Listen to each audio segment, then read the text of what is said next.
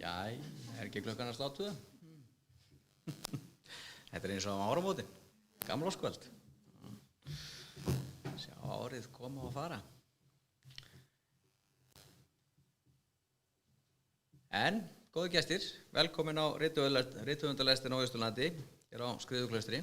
Þetta síðasti viðburðurinn í ferðalaginu hjá höfundunum þetta árið og nú kannski aðeins farið að setja svona sinn svip á hertari sóttvarnartilmæli, en þess vegna streymum við nú þessum viðburði héðan líka, þannig að fleiri getur nú notið heyra þessa höfunda sem að þið eftir að hlusta á, og sömuleiðis reynum við í dag að kynna aðra austfirska útgáfu og bækur sem tengjast Austurlandi og svona eftir bestu getu. En rithöfundarlestin verkefni sem er orðið töluvert gamalt. Þetta er orðið meira en aldarfjórðungs gamalt og við höfum svona náð að halda þessu áfram.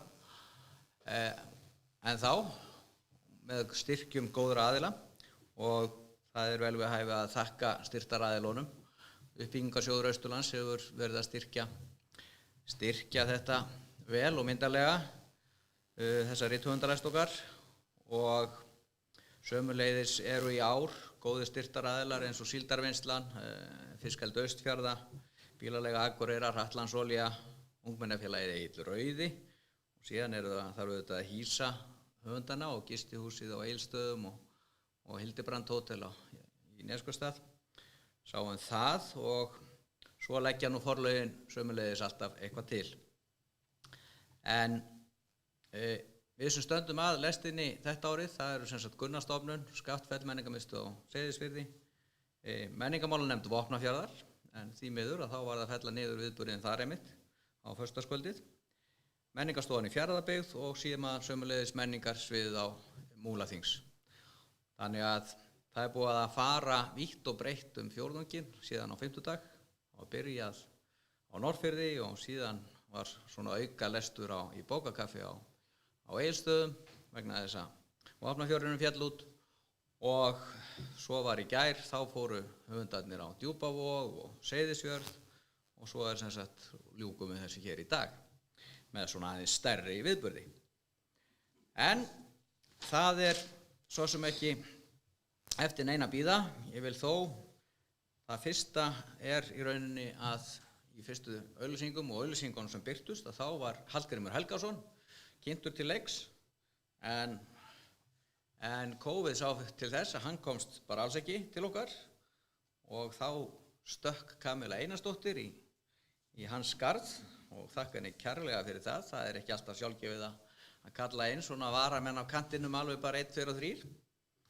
En af því að Hallgrímur ætlaði nú eiginlega að kynna 2 bækur, bæði 60 kíló af kjatsökum og síðan sömuleiðis litla bók sem heitir Koma jól, með spurningamerki, og kallast á við gömlu jólakvæðabókina hans Jóhannesar úr Kötlum sem við könnumst öll við, Jólin koma, að þá langar mig til að byrja á því að lesa samt hérna og koma okkur í stemminguna með stuttu kvæði, upphafskvæðinu í þessari ljóðabók sem að Hallgrímur gerir með Rán Flýering. Það eru dásamlega fallegar myndskreytingar, dúkreistur eftir hennar Rán í þessu, sem er við hæfi við bókina sem að þið kallast á við, sem að Tryggvi Pétursson myndskreyti. En Koma jól, með spurningamerki, heitir þetta fyrsta kvæði. Jólin koma, koma jól, kviknar ljós í hjarta, verður heilagt, hækkar sól, mun hátíð gleði skarta.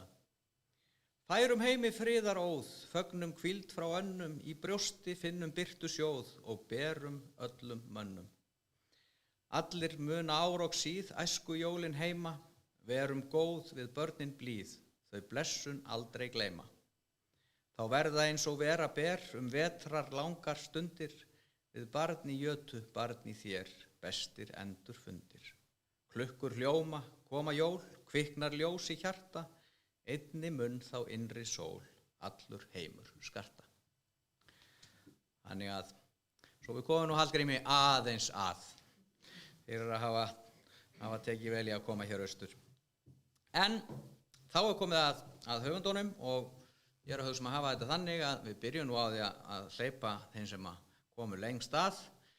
Ég fyrst í þetta og Hildur Knútsdóttir, hún nú þekktur höfundur og hefur sent for sér ýmsar ritsmíðar í rúman áratug og kannski þekktust fyrir barna- og unglingabækur. En hún núna að stíga aðeins inn á fullorðinssviðið og komin hér með hrollvekju fyrir fullorðna sem að kallast Myrkrið milli stjarnanna. En hún ætlar líka að leyfa okkur aðeins að heyra úr barnabók sem að hún gerir í samstarfi við Þórdísi Gíslasdóttur eins og stundum áður. Hildur, gerðu svo vel.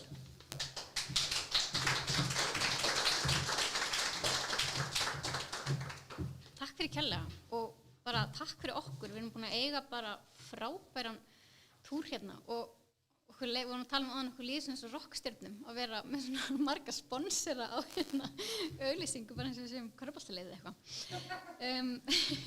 En ég ætla að byrja því að lesa úr þessari hérna bók sem heitir Myrkrið milli stjarnanna og einmitt ég rakst á hana hérna ef við sáum hana í hliðin á barnabókunum í Nettó hérna á Egilsstöðum og færðum hana þaðan því að hún á ekki heima þar. En hún fjallar konu sem heitir Iðunn og á fertugsaldri og Iðunn alltaf þreytt. Hún vaknar á morgnana, alveg bara uppgefin og stundum með skrýtna marbletti og með og illt í höndunum og fótleggjónum og eiginlega líður henni bara eins og hún hafi alls ekkert sofið, heldur hafi verið að gera eitthvað alla nóttina en hún man ekkert eftir því. Og hún handviss sem að hún sé bara komið með eitthvað træðilegan taugasjúkdóm eða sé bara eitthvað mikið að. Hún fer á milli lækna og fyrir blóðprufur og ekkert finnst. Og svo eftir því sem líður á bókina þá fer hann að smám saman að gruna að það sé eitthvað verulega skrítið í gangi á nóttunni og hún sé alls ekki í rúminu sínu. En ég ætla að grípa hérna niður í 3. kafla þegar hún nýbúin að fá rosa fínar blóðprufur tilbaka og ekkert hefur fundist að. 3. kafli. Ég eik vítamínskammtinn. Kaupi líka D-vitamin og kalk og eitthvað sem heitir spírulína og stelpan í apótekinu mælir með. Svo googla ég og les að spírulína geti innihaldið hættulega mikið magn þungmálma, þannig að ég hendi því í ruslið. Síðan fæ ég samviskubit yfir að henda því í ruslið. Þungmálmarnir, hvert fara þeir? Landfyllingar kannski út í grunnvatnið. En ég ger ekkert í því. Ég fer á barinn með vinkonum mínum eftir vinnu. Þær segja að ég verði að vera duglegri að hreyfa mig. Þannig fær maður orku, ekki með því að hanga upp í sófa. Ég geti sprungið af krafti þegar ég búin að hlaupa 10 kilometra. Þá líður mér eins og ég geti sigrað heiminn, segir Ásta. Ásta framkvæmdastjóri í stóru fyrirtæki og á 3 börn. Hún þekkir ábyggilega vel þá tilfinningu. Farðu í jóga, segir Linda. Þú verður bara aðeins að slaka á. Ekki alltaf mikið að gera hjá þér í vinnunni? Og hefurðu prófað ilmkjarnaoljur? Þarftu ekki bara að fara að borða kjöt? Við erum ekki sköpuð til að lifa bara á grammeti, þú veist, segir María og fær sér sopa af hvítvíni. Hinar kinka ábúðarfullar kolli. En við erum ekki með vígtennur, bendi ég þeim á. Þær stara allar á mig yfir vinglösin sín. Kjötætur allar með vígtennur, segi ég. Þær líta hver á aðra og vandræðaleg þögn leggst yfir borðið. Svona gerist þetta alltaf. Allar í góðu spjalli þar til ég segi eitthvað vitlaust og líður eins og ég hafi verið afhjúpuð sem geimveran í hópnum. Tada, héldu þið að ég væri ein af ykkur. Ég veit ekki hvort þetta af því að þær eru allar jafn gamlar, 2 árum eldri en ég, eða af því að ég kom seint inn í hópinn þeirra. Kannski þetta eitthvað annað og djúpstæðara. Ég man ekki hvort mér hefur alltaf liðið svona, eða hvort þessi tilfinning sé búin að vera ágerast smám saman. Ég veit að hljómar leim, segir Helga, en Zumba bjargaði bókstaflega lífi mínu eftir meðgönguna. Ég fæ mér stóran sopa af rauðvíni, já drygt. Svo getur þú gengið meira, segir Sigrún. Ég las einhvers staðar að það sé langhollasta hreyfingin. Maður ávist að ganga 10.000 skref á dag. Hvað kom fyrir þarna, spyr Ásta. Hún bendir á marblettin á bringun á mér. Ég valdi sérstaklega ból sem myndi hylja hann. En nú lít ég niður og sé að þar sem ég beygi mig fram, þá gúlpast hálsmálið og marbletturinn blasir við. Hann á stærð við tíkall og hann dökk fjólublár á litin. Ég rétti úr mér og toga hálsmálið upp. Ekkert, segi ég, sannleikanum samkvæmt. Þær líta hver á aðra áhyggju hrukkur á milli augabrúna. Þetta afhjúpuð aftur. Helga leggur lófa yfir höndin á mér. Var það nokkuð þessi Stefán? Nei, segi ég og hlæ. Þú veist þú getur sagt okkur allt, segir hún skilningsrík. Hinar kinka kolli ábúðarfullar á svip. Ég fæ mér annan sopa af rauðvíni. Já, tryggt. 4. kafli. Úrið kostar formúðu. Afgreiðslumaðurinn segir mér að þetta sé nákvæmasti skrefateljarinn í búðinni. Og á öllu landinu sko. Er það virkilega, spyr ég. Svo getur þú sko sendt upplýsingarna sjálfvirst í tölvu. Settur upp í grafi eða bara eins og þú vilt sko. Eða deiltum beint á Facebook sjálfvirst. GPS-tækið er líka mjög nákvæmt. Er þetta einhver njósnagræja, spyr ég tortryggin. Ég hef lesið greinar ógnir nútíma tækni við persónuöryggi. Allar upplýsingarnar sem þessi tæki safna. Og hver veit hver situr á hinum endanum og fylgist með? Ha, spyr hann. Er auðvelt að brjótast inn í úrið. Ég heyrði að sum svona úr væri ekki örugg. Og ef einhver brýst inn, getur hann þá alltaf séð hvar ég er. Það er alveg örugt, sko, segir afgreiðslumaðurinn. Síðan er eins og hann hiki og hann lyftir hendinni kæruleysislega og slær varnagla út í loftið. Eða eins örugt og þau gerast. Það öruggasta sem við eigum. Og á öllu landinu, sko. Jáhá, segi ég og kipra augun. Mér finnst hann ekki líta út eins og hann viti alveg hvað hann er að tala. Hann er með gel í hárinu og ljósbláa skyrtan sem hann er í virðist hafa verið straujuð þá morguninn. Það er meira að segja mjög góð lykt á honum. Ég finn hana vel þótt að sé það bil 3 metrar á milli okkar. Eiga græjulúðar ekki að vera lúðalegir. En þú þarft auðvitað ekki að hafa kveikt á því, segir hann, staðsetningunni og sjálfvirku sendingunum á því, þetta er allt bara stillingaratriði. Þú getur bara haft þetta eins og þér finnst best. Ég kaupi úrið. Þegar ég kem heim les ég leiðbeiningabæklingin vandlega. Ég slekka á allri virkni nema skrefateljaranum. Síðan legg ég úrið á náttborðið mitt. 9. kafli. Mér verkar í hnén þegar ég vakna. Ég lyfti fótunum og finn komi svíður í kálfana og lærin. Ég opna augun. Eitthvað er skrítið.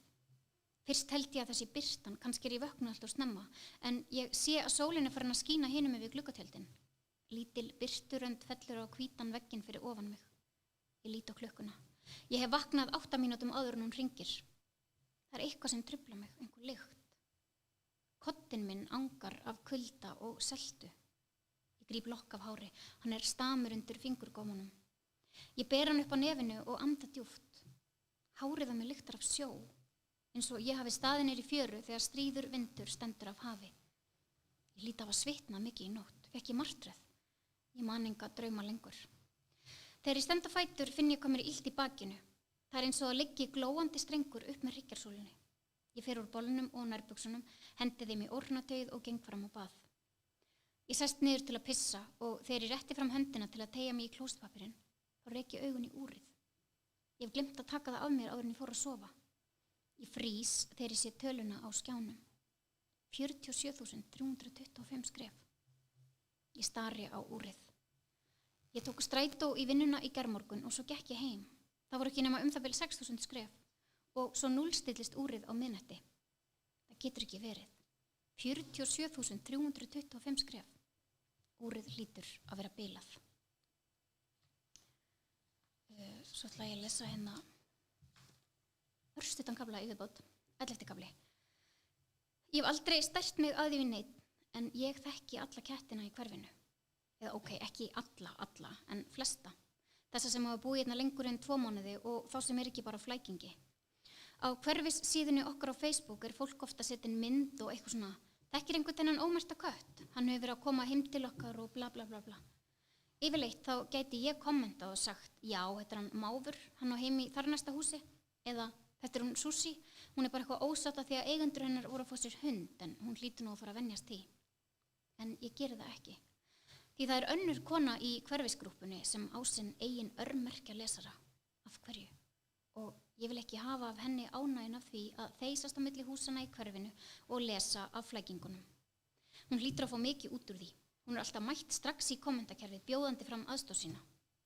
Svo er ég heldur ekki típan sem er mikið að kommenta í stórum grúppum.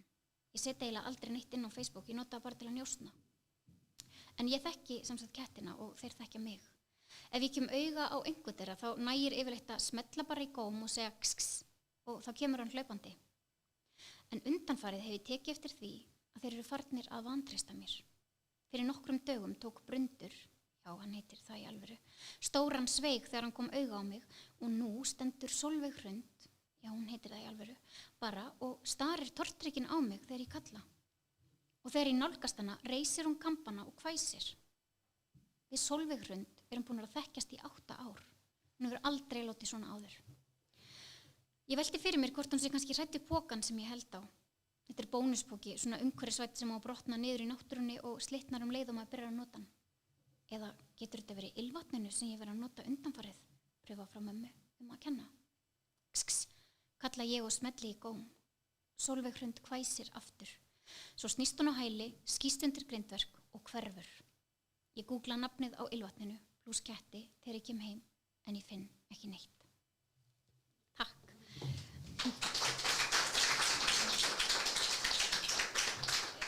Svo ætla ég að lesa aðeins úr þessari bók hérna sem að ég skrifaði með Þórdísi Gísladóttur, vinkonu minni. Þetta er 4. bókin sem við skrifum saman.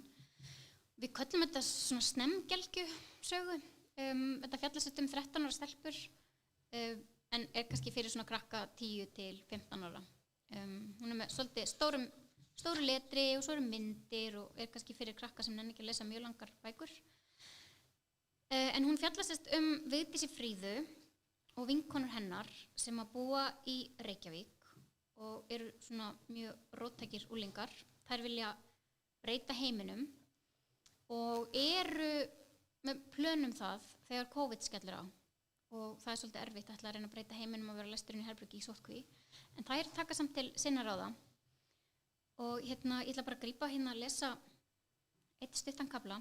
Þetta er sérst á dagbókarformi. Og þegar hér er komið sögu þá er sérst Vigdís Fríða búin að vera að hjálpa bróður sínum að læra landafræði utanbókar af því hann er komin í Gettu betri liði fyrir MR. En hann er rosalega lélegur í landafræði. 27. febrúar. Jæja, nú hef ég uppgötvað mann sem er fullorðinn og löngu búið með menntaskóla en er samt lélari í landafræði en bróðir minn. Ég á bara eftir að segja honum frá því. Og það er sko ekki bara einhver sem enginn veit hver er. Nei, það er eiginlega frægasti maður heims sem allir í veröldinu vita hver er. Ég er að tala sjálfan forseta Bandaríkjanna, Donald Trump. Rebecca sendi mér krækju á vefsíður með alls konar furðulegheitum sem Trump hefur sagt kórónuveiruna. Til dæmis kallar hann veiruna Kínaveiru og segir að hún hafi verið búin til á rannsóknastofu. Og svo var þarna líka ýmislegt annað sem hann hefur sagt sem er alveg hræðileg vitleysa. Til dæmis var hann daginn í borg í Bandaríkjunum sem heitir Atlanta, 37. stærsta borg Bandaríkjanna, fjöldi íbúa 506.811, ég er honum klikka góði að finna svona upplýsingar. Að ræða ferðalag sem hann fór í og hann sagði Belgium is a beautiful city, sem þýðir Belgía er falleg borg. Hann veit greinilega ekki að Belgía er land og samt hefur hann komið þangað og hann er forseti Bandaríkjanna. Bróðir minn er samsagt allavega pottið mun betri í landafræði en Bandaríkjaforseti. Ég vona að Guðni T.H. Jóhannesson segi aldrei neitt svona vandralegt eins og Donald Trump. Ég myndi skammast mín mjög mikið ef allur heimurinn væri að hlæja að honum. Það er 50 í dag og það er komið vetrarleyfi í skólanum. Við gerum aldrei neitt skemmtilegt í vetrarfríum. Mjög margir í bekknum mínum er að fara eitthvað út á land upp í sumarbústað eða jafnvel á skíði. Anja og foreldrar hennar eru meira að fara til Austurríkis á skíði. Ég stakk upp á því við mömmu og pappa að við farum kannski á þetta hótel sem Tómas Tristan og Júlíana fóru á. Þau sögðu að það hefði verið mjög fallegt. En mamma og pappi sögðu bæði að þau þurftu að vinna. Ég sagði þeim að þau voru þrælar kapitalismans en þau ypptu bara öxlum. Kæra þakki fyrir mig.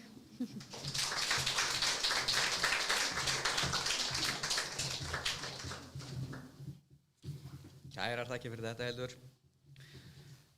Þá er það næsti höfundur og eins og ég sagði áðan að þá stökk hún Kamilla inn í skarð Hallgríms áðan. Ég var nú svona aðeins búin að undirstinga þetta við hana samt áður og þannig að það er svona kannski flýtti fyrir ákvarðanatöku.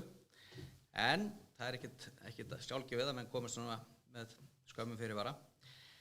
Hún Kamilla Einarsdóttir gerði Garðinn fræðan 2018 með Kópavogskróníku og hún er komin hér með nýja sögu sem að hefur kjarnyrtan titil Tilfinningar eru fyrir aumingja.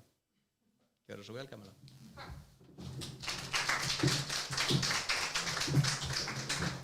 Hæ, eins og hún Hildur myndist á, það er bara búin alveg yndislegt að vera hérna og bara við erum búin að sjá svo margt fallegt og búin að hitta fullt af bara æðislega fólki og allt, við sáum þessar hreindýr sem bara pósuðu fyrir utan bílgluggann og eitthvað bara svo við náðum mynd og bara allt rosa fallegt.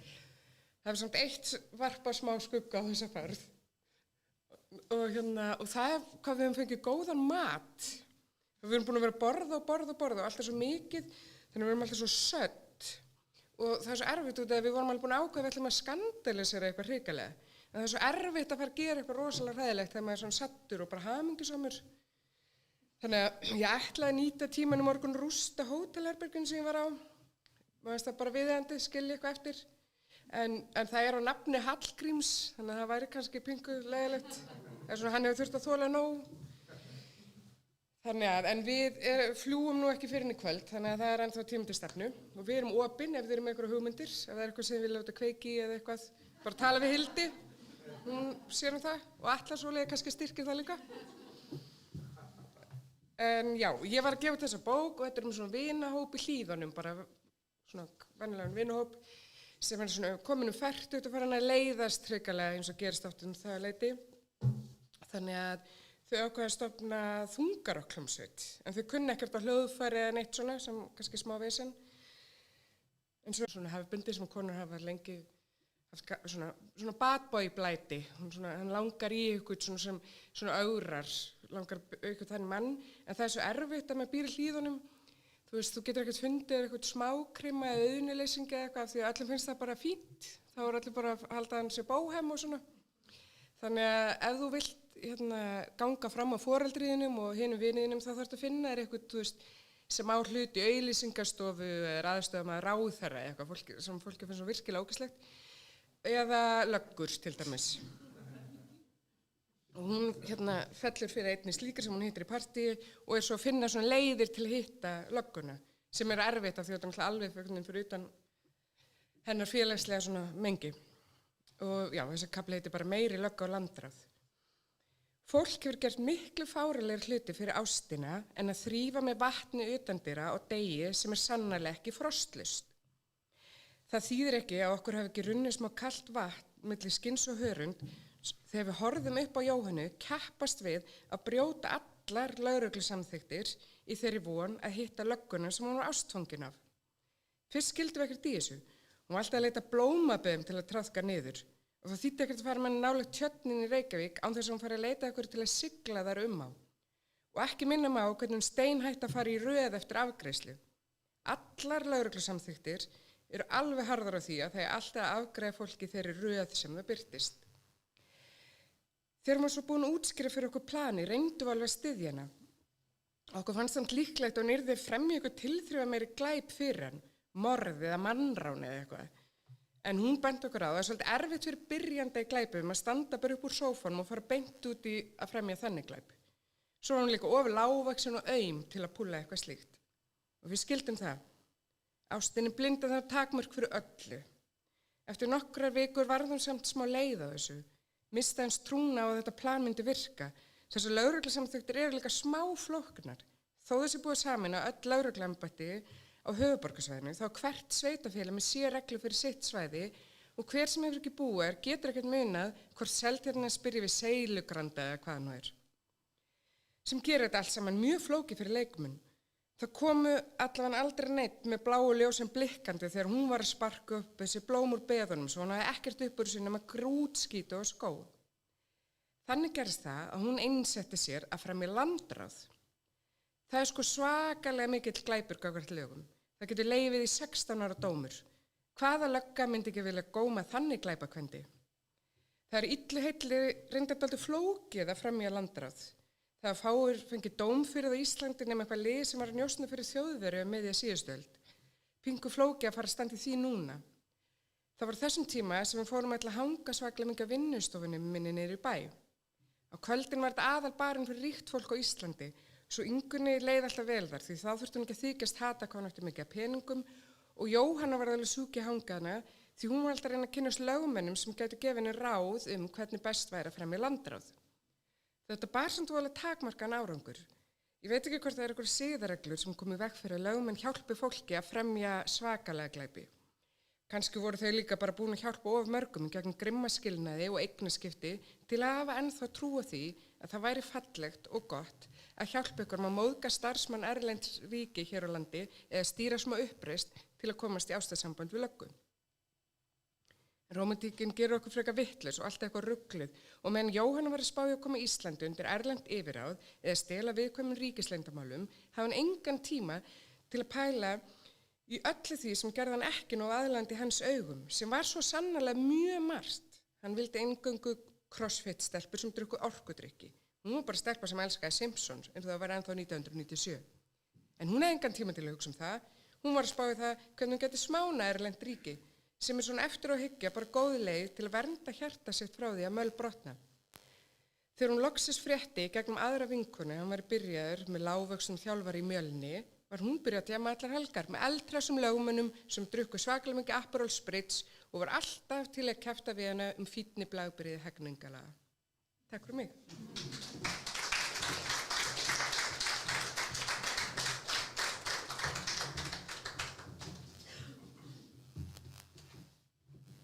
Takk fyrir það, Kamilla. Svo verður við bara að lesa áfram. En þriðji í rauðinni af suður enda landsins, suðvestur endanum, að það er hann sjálfur Björn Sigurðsson sem hefur nú fengist lengi við ritmíðar og þýðingar, allavega í 1-2 áratugi, það er ekki orðið meira. En hann náttúrulega kannski muna einhverju eftir Seltu sem kom út og hann fékk Íslensku bókmenntaverðlaunin fyrir, var það ekki 2019. En hann heldur sér svona áfram á sögulegum slóðum í skáldsögunni í ár og hún heitir Kóperníka. Sölbjörn, gjörðu svo vel.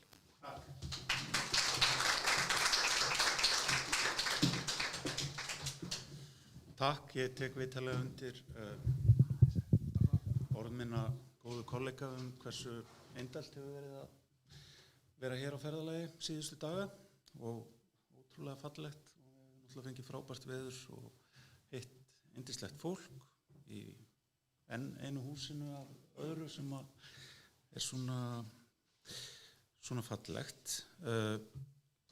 Eins og Skúli sagði þá heitir þessi nýja bók Kóperníka og hún er ekki neins konar framhald minnar síðustu skáldsögu en kallast kannski einhverju leyti á við hana að því leyti að hún gerist á 19. öld undir lok hennar þessi og fjallar svona læknasamfélag að einhverju leyti en í þessari bók eru mörg morð og við höfum reynda rætt mikið við ferðafélagarnir í bílum hvernig eiga fyrirkoma fólki.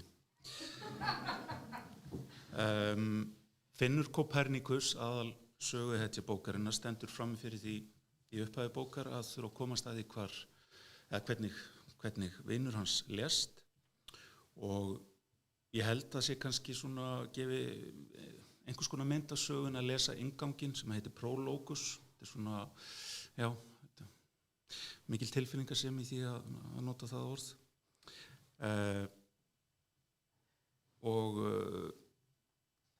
Þetta er svona eins konar kynning, þannig að ég held að það sé bara fínt að lesa það.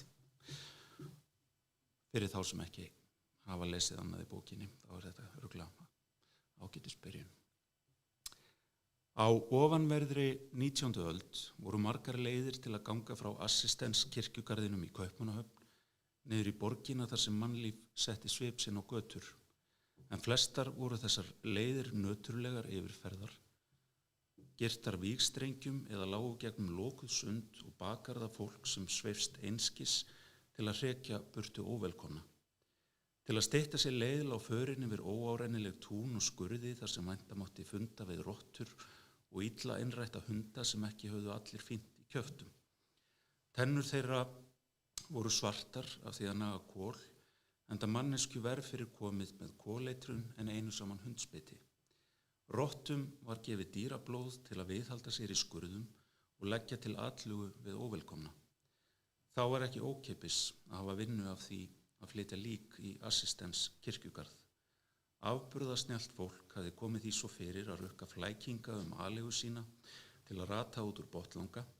Á þeim tíma var fengur að fá ratlausan bjána en á landareign, því þannig mátti svíða úr honum það litla sem hann átti eftir á veraldlegum eigum, og ef þær voru engar mátti svíða að æru hans og þar með nánustu armingjum ef einhverju voru, og ef ekki var í annað gripið mátti svíða að lífi hans. Snjöllustu landareigundur héldu pólska úlfa sem höfðu 60 metra keðjur háls og höfðu lært að þjónka húsbændum með því að ráðast á ratlausa og fá í staðinn kjötbita sem gerði þá hrausta til næstu atlugu. Lífið hér var þó ekki miskunnarlaust, fólk stóð saman, fólki þótti vænt hverju annað og horfði ekki undan því sem kom við það, en það þurfti að kunna rata þann blett sem manni var ætlaður. Enginn átti stærri hluta af himnunum en þann sem hann gat séð út glugga sinn. Halldór Júbílíum var ekki endilega á sama máli. Hann hafði hort upp í Kaupmannahafnarhiminin í 9 ár og lært að rata öruga leið út úr assistens öll þau ár án vandkvæða. Þetta kvöld lauk hann aftur hliðunum að kirkjugarðinum, smelti í lás eins og honum var lagið og gekk léttur í spori niður að bryggjunni við Sörti Damsu. Hann þekkti leiðina betur en flestir, enda hafði hann gengið hana nær daglega þennan tíma sem hann hafði dvalið í borginni. Hann kunni að rata fram hjá vírunum niður á Steingaði og tala við þá götuvarðmenn sem þurfti að tala við á leiðinni. Líkfnykurinn í vitum hans var enn megn þegar hann kom niður á Ramsborg, en hvarf svo á miðri leið niður í bæ áður en ódauðnin af borginni tók aftur að metta loftið. Lyktin var af brendum viði, úrgangi, rotnandi kjöti og skólpi, lykt sem borgaryfirvöld héldu fram að enginn fyndi, en allir fundu, lykt sem hann tengdi ósjálfrátt við dauðan á líkungum sínum í assistens, þar sem hann vann við að grafa fólk sem búið var að kryfja á skurðstofunni á konunglega spítalanum. Þau búa öll í sama ræsinu, hugsaði Halldór Júbílíum með sér. Hvort sem mér líkar betur eða verr, þá bý ég það líka. Þetta hafði verið starf hans öll námsárin í borginni, en nú vann hann í raun ekki við þetta lengur. Hann átti bara enn til að gleyma því að svo væri. Nokkri mánuðir voru liðnir síðan hann hóf störf sem fullgildur físikus á konunglega spítalanum undir lögsvörnum eiði við hans hátign Kristján 9. Nú tók hann aðeins að sér ferðirnar þegar einn af gömlu félögum hans á Gamlagarði komst ekki í líköngu og fann ekki annan til að hlaupa í skarðið. Þetta kvöld voru fáir á ferli, hvað þá hérna megin sjóana. Eftir atburði síðustu vikna hafði hægst á götum borgarinnar og margir komnir inn fyrir myrkur. Hvort paník væri orð yfir ástandið í borginni eftir að börnin tóku að hverfa. Halldór Júbílíum var ekki viss og hafði tafið sér að hugsa ekki mikið það. Það eina sem hann vissi var að hann var ekki barn og því ekki í hættu ef mið var tekið af þeim manneskjum sem höfðu horfið. Þvert á móti átti hann borgina fyrir sig og gat fylgst með dularfullum mannaferðum og leið sinni neðan úr kirkjugarðinu. Börunum sem notaðar voru við flutningana fylgdi lukt, skófla, lítil reka, spotti, kuti og stingsigð. Margir voru verr vopnaðir á þessum slóðum en fullbúinn líkflutningamaður. Allar áhyggjur í veröldinni voru Halldóri Júbílíum víðs fjarri. Þetta kvöld hafði hann mælt sér mót við nokkra stúdenta frá heimalandinu á kránni sem þeir hittust oftast á, litla apótekinu, og þar var ætlunin að drekka 3 ölkönnur af stærstu gerð og 3 staup til að nota tímann og eyða þar með jafnframt til fulls og alls laununum fyrir gönguferðina og líkgröftin. Þetta var laugardagskvöld og á laugardagskvöldum má maður eyða öllu sem maður á. Halldór Júbílíum var þó ekki komin mikið lengra en yfir brúna við Sörti Damsu, inn í litla hliðargötu frá Götterskaði, þegar hann heyrði ámótlegan grát í Húsasundi. Vanur götumaður í Kaupmannahöfn lætur að jafnaði slíkt sem meiru þjóta á þessum stað á þessum tíma. En það var eitthvað við tóntegundina í þessu ákalli sem fekk hann til að staldra við. Allt ykkert öfre, kallaði hann og fekk að svari sama ámátlega grátin, líkan sírenukalli sem erfitt var að virða að vettu í. Hvis du har brug for hjælp, skal du komme frem. Við slíkar aðstæður, þar sem ekkert svar gefst og ekki annað í hlust en þessi skrýtni grátur, hefði Halldór Júbíleum og öllum öðrum kvöldum gengið rakleiðis áfram niður í bæ til að drekka þær 3 ölkunnur af stærstu gerð sem fyrirætlað var að drekka og unað sér meðfram því að klára úr 3 staupum til að nýta tíman. En því lengra sem hann gekk inn í sundið var því líkt að hann gæti ekki snúið við. Hann heyrði grátinn eins og hann mundi eftir honum úr sjálfum sér þegar hann var barn.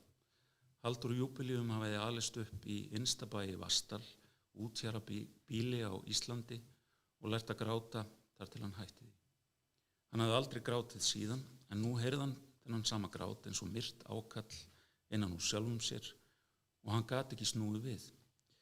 Hvis du har det dårligt, det kan ikke være så slemt, sagði hann og leið eins og hann væri að tala við sjálfan sig. Því hér var enga mannesku að sjá hvernig sem hann skimaði yfir sundið. Ég kan forstå man nogle gang ikke har den bedste dag. Í því bili eins og rísi yfir hans skuggi og yfir sundið falli ekki aðeins það myrkur sem rekja má til náttmála í Kaupmannahöfn, heldur sitji að sálu hans skapadægur þau sem hafði enga trú á þegar hann vaknaði í morgun að kæmu í kvöld. Hér eru meira en 60 metrar í úlfana við Assistens. Engu að síður liggur Halldór Júbíleum fáeinum andartökum síðar örendur í þessu litla sundi út frá Götterskaði og þegar hann finnst að morgni úr honum nýra. Og þá komum við loks að sögunni sem hér ætlað að segja. Á ofanverðri 19. öld var uppi í Kaupmannahöfn svo óskamfeilin manneskja að jafnvel slingasta fólki á snærum yfirvalda reyndist vandsótt að leita hana uppi. Var það raunar álit sumra að valdhafarnir sýndu úrvinnslu þessa sakamáls takmarkaðan áhuga og var ástæðan talin sú að illvirkin kynni tæplega að koma á röðum hnífalubba og götuþorpara, heldur væri næturstaðar hans fremur að leita undir einum af betri þökum borgarinnar.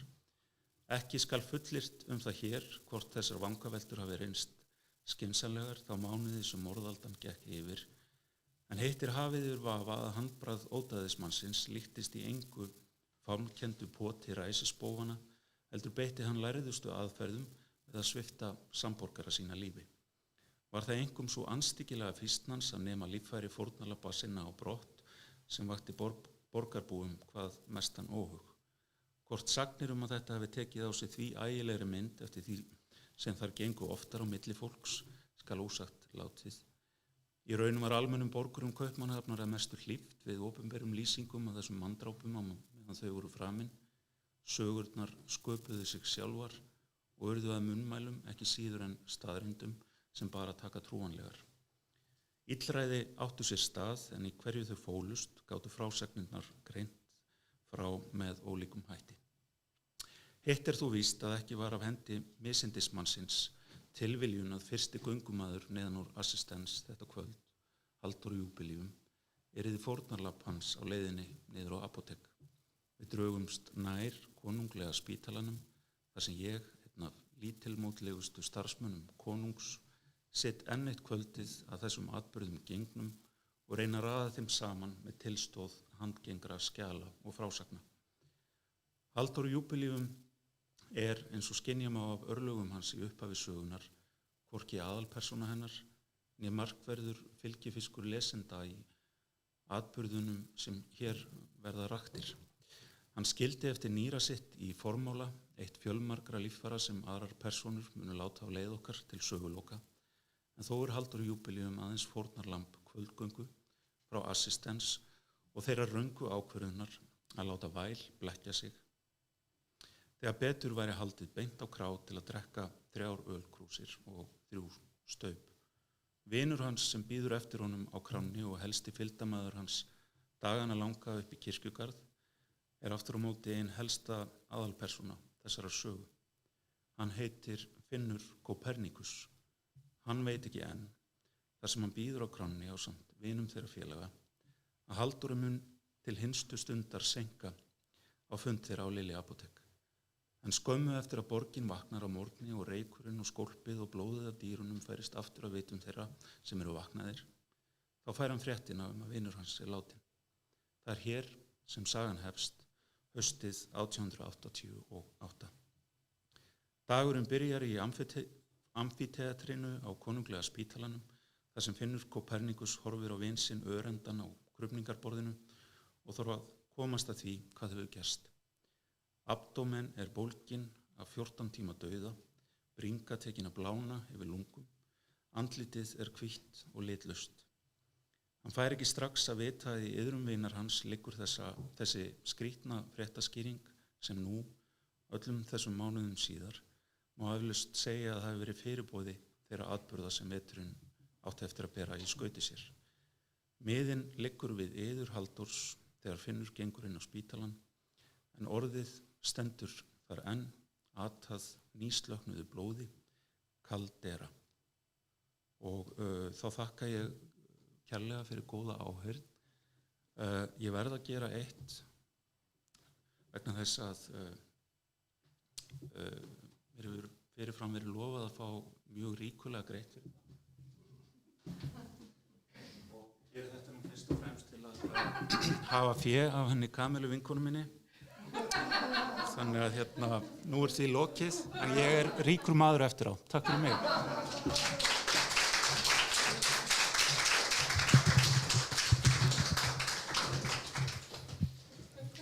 Kæra þakkir, Sölvi Björn. Já. Það oft eitthvað skemmtilegt sem gerist í þessum og verður skemmtileg stemming í þessum rithöfundalestum hérna fyrir austan. En eru þær alræmdar eða rómaðar meðal höfundana. Þannig að það gaman með að við getum haldið þið áfram. En ég held að við höldum okkur svolítið á glæpaslóðunum og það var hún Hrönn Reynisdóttir frá Eskifirði sem að steig fram á sjónarsviðið 2016 með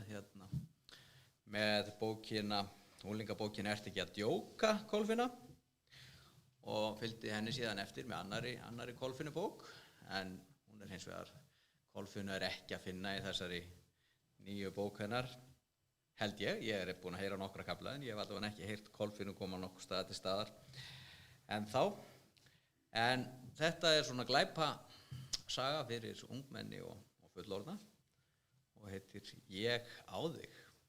Gjörðu svo vel.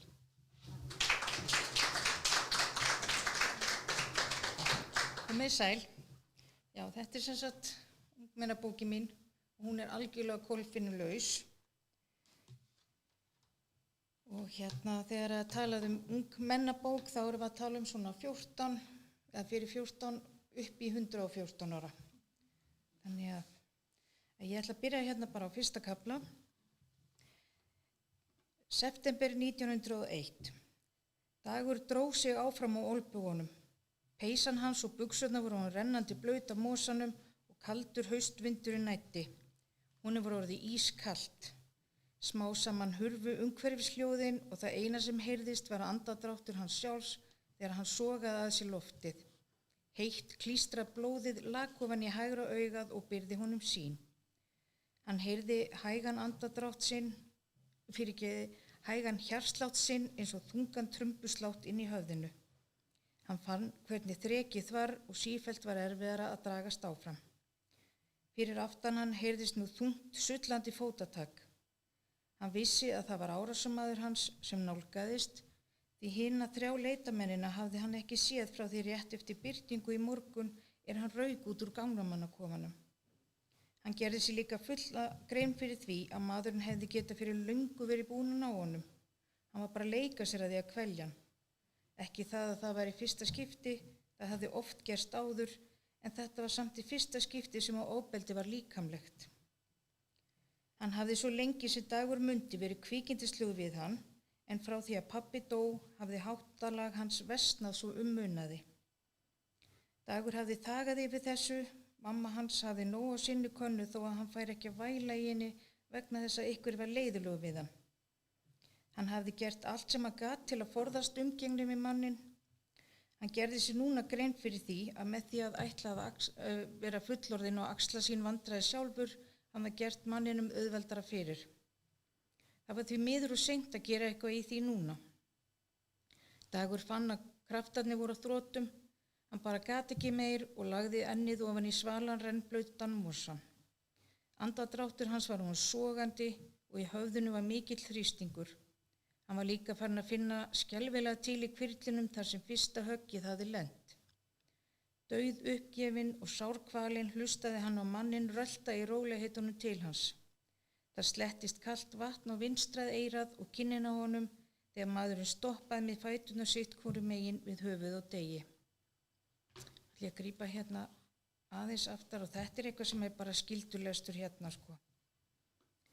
Skriðuklaustur var staðurinn sem borgarvaldi. Hann hafði séð mynda því þegar hann var yngri og kallaði það Dalmatíuhúsið af því það var flekkótt, hvítt og svart eins og dalmatíuhundar. Þetta hús hafði skáldi Gunnar Gunnarsson byggt og búið í því.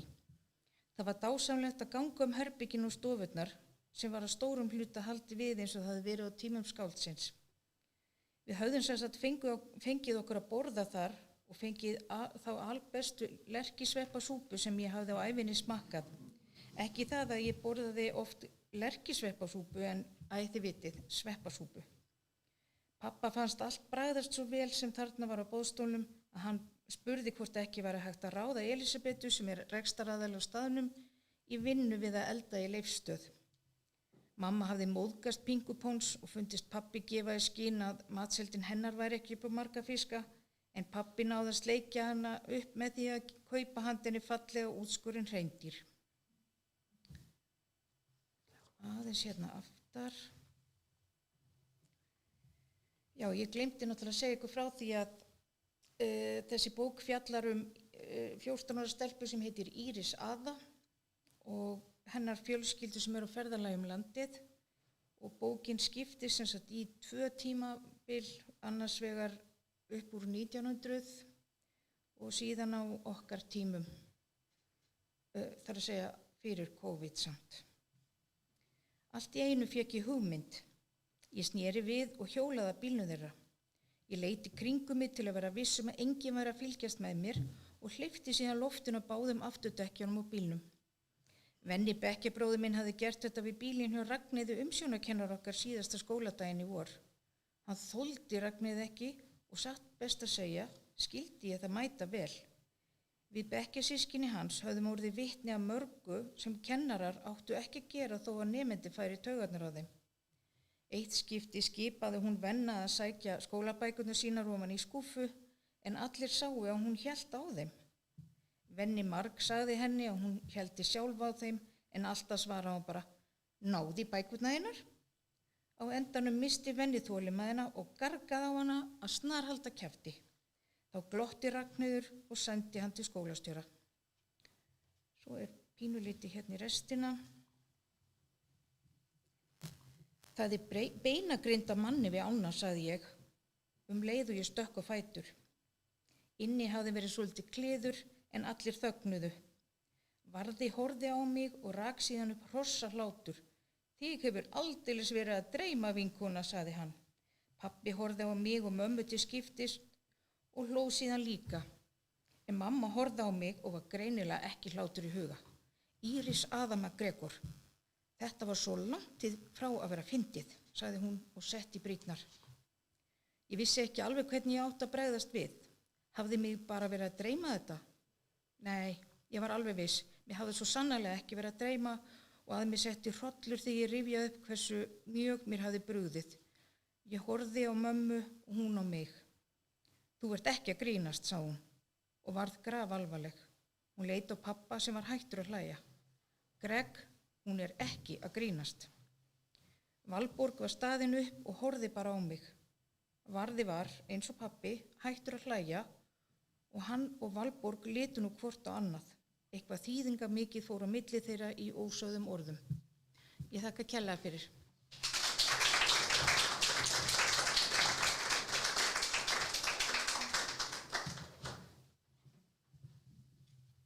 Kærar þakkir hann.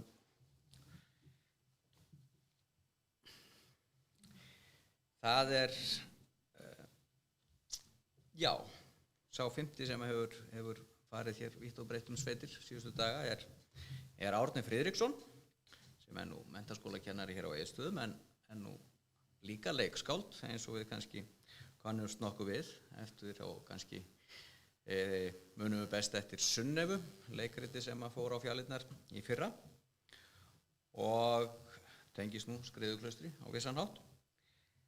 En Árni hér komið með lítið hver sem hefur að geyma 2 einleiki og heitir Einleikir tímalaust eðli.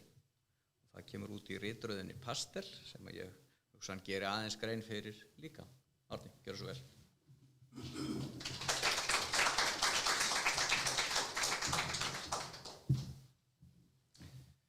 Takk fyrir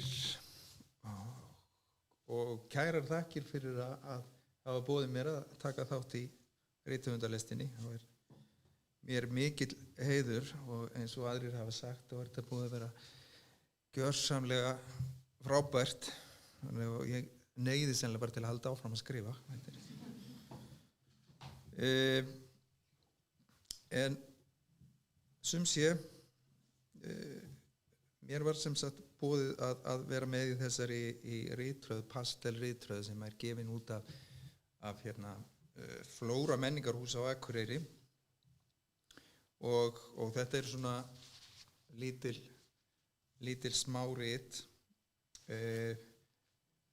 Pastel ritröð menningarverkefni, samstarf og samtal listamanna úr röðum myndlistar, leiklistar, ritlistar og tónlistar þar sem gefin út listaverki einföldu smárita formi og það voru sem sagt gefin út 5 svona rit núna þessu ári. Þau hafa gert þetta sem sagt Flóra menningarhús sem eru Kristín Þóra Kjartansdóttir og Hlynur Hallsson á Akureyri og gefið þetta út cirka 4-5 á ári núna í 4-5 ár.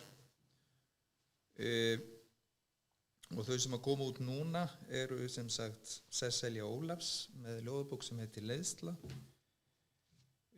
Gerður Kristný með smásöguna Jólaboð, Móheiður Hlíf Geirlaugsdóttir með ljóðabókina Gríseyjar, ósýnilegt landslag og Kári Túlenius með 2 smásögur og bókin hans heitir Uppruni augnabliks og önnur smásagan einmitt gerist hérna á Austurlandi og til að mynda hér í Skriðuklaustri.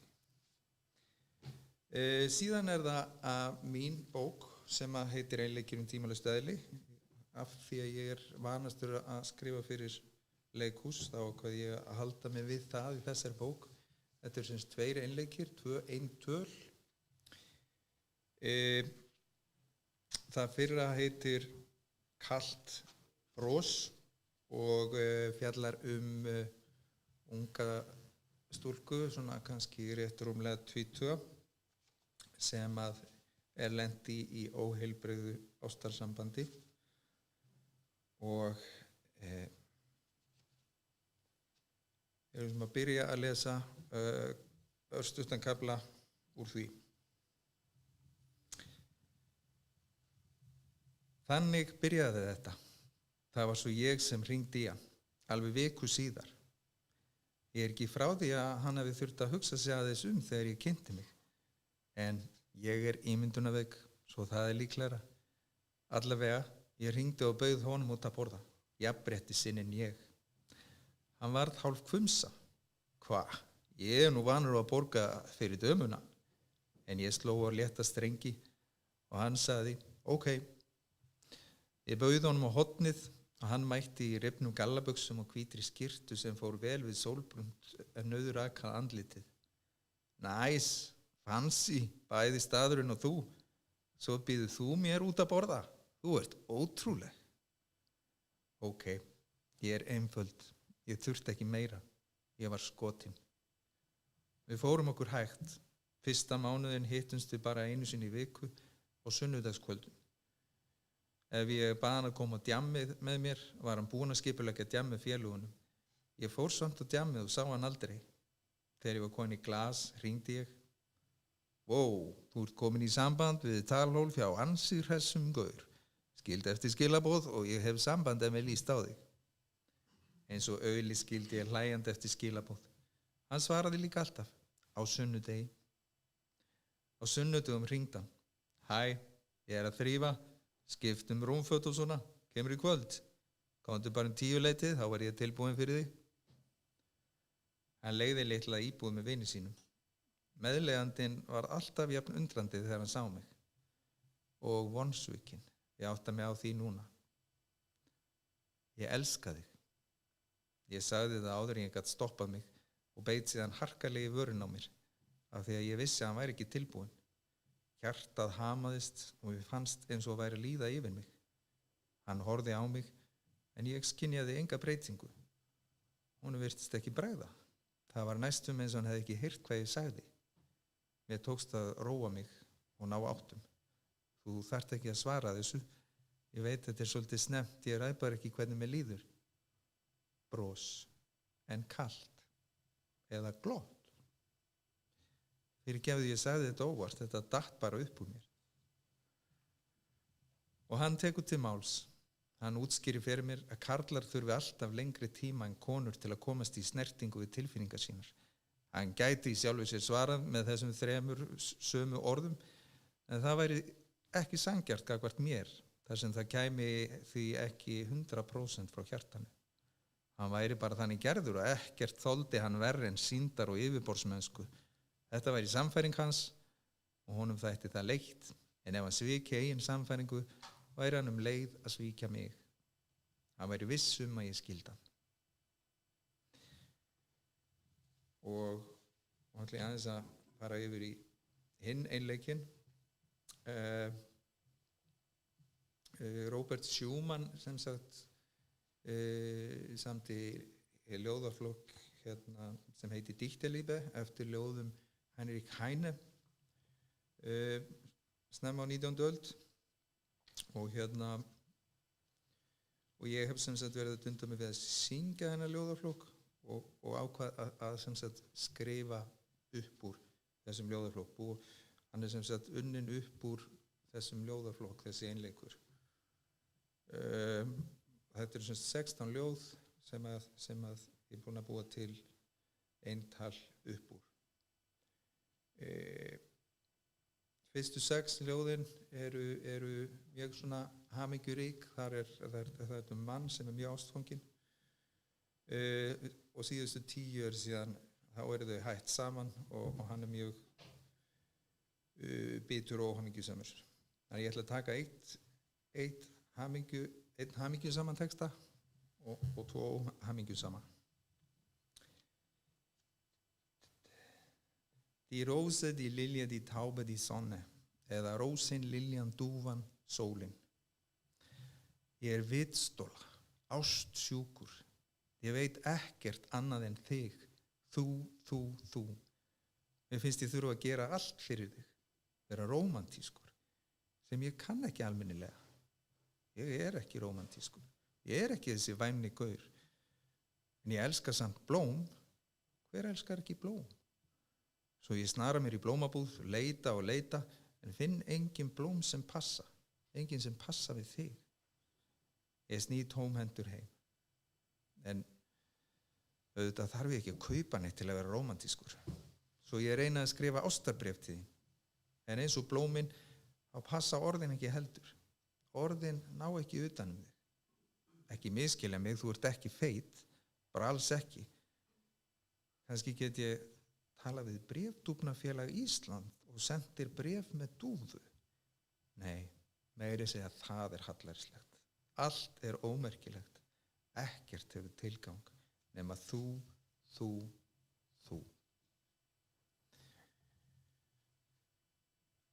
Síðan eru þau hætt saman.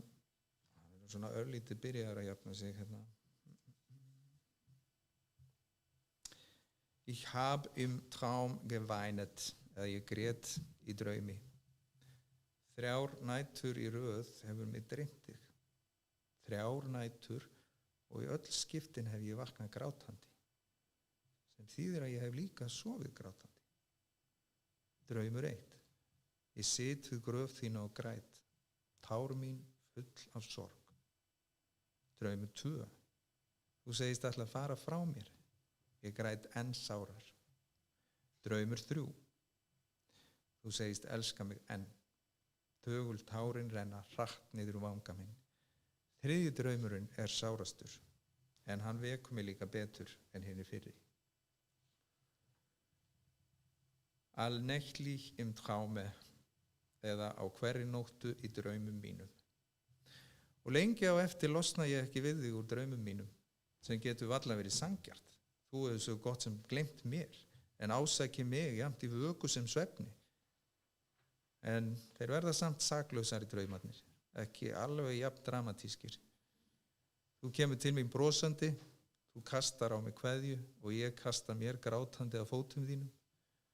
Þú hristir höfuðið og það glampar á svo fagurt hár að ég fæ ofbirtu í augun. Þú krýpur niður og hvíslar í eyra mér.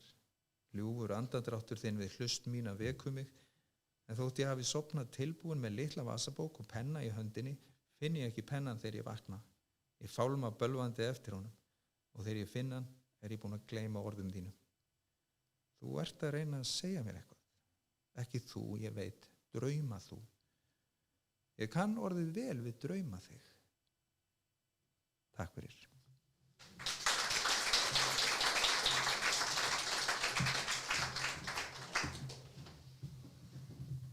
Takk fyrir það, Árni. Þá erum við svona búið með þessi 5 útvöldu sem að fengu að manna lestina þetta árið. En það alveg slatti eftir. Það eiginlega næstum bara jafn mikið eftir. Og við erum ekki að taka neitt hlé. Það verður bara að menn geta að gefa sér tíma eftir viðburðinn og fengið sér kaffi og slíkt. En ég að hugsa að bjóða næst Svein Snorra Sveinsson að koma hérna. Hann náttúrulega fæddur og uppalinn hérna á Egilsstöðum og býr þar og búinn að senda frá sér, ógreinni bók einlega getur maður sagt. Þetta sé ekki bók númer 15 hjá honum.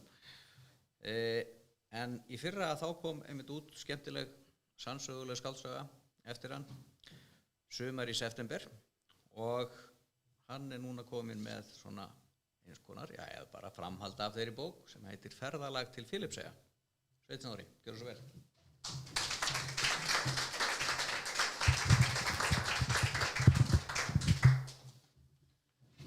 Já, takk fyrir, komið sæl.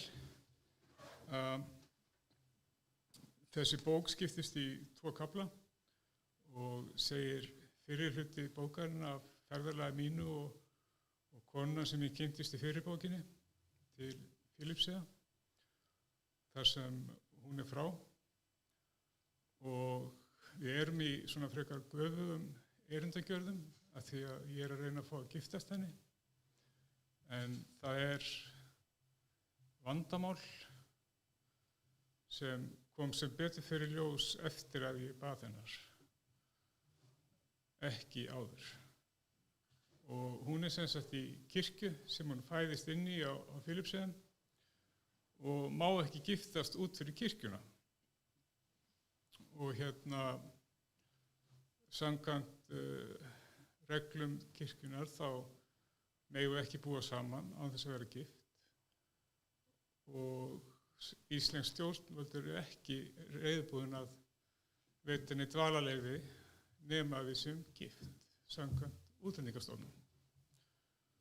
Þannig að það eina lausnin virðist vera að ég gangi í kirkjuna.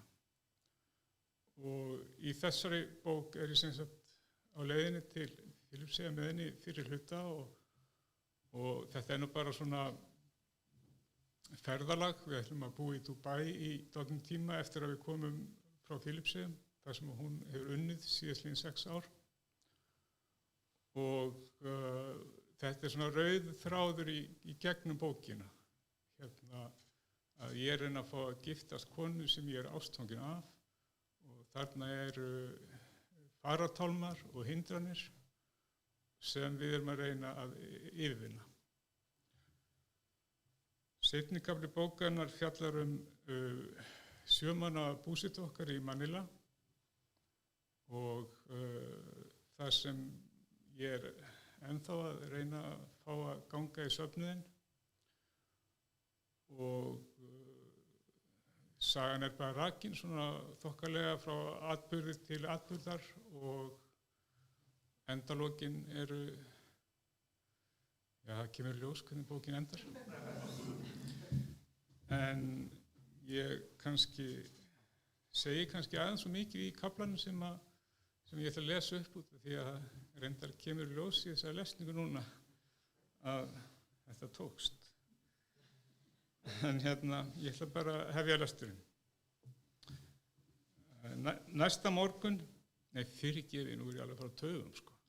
Ég verð að segja ykkur frá því náttúrulega að við erum stödd sem sagt í Bakkulot, sem er borg í Visayas á Filippseyjum.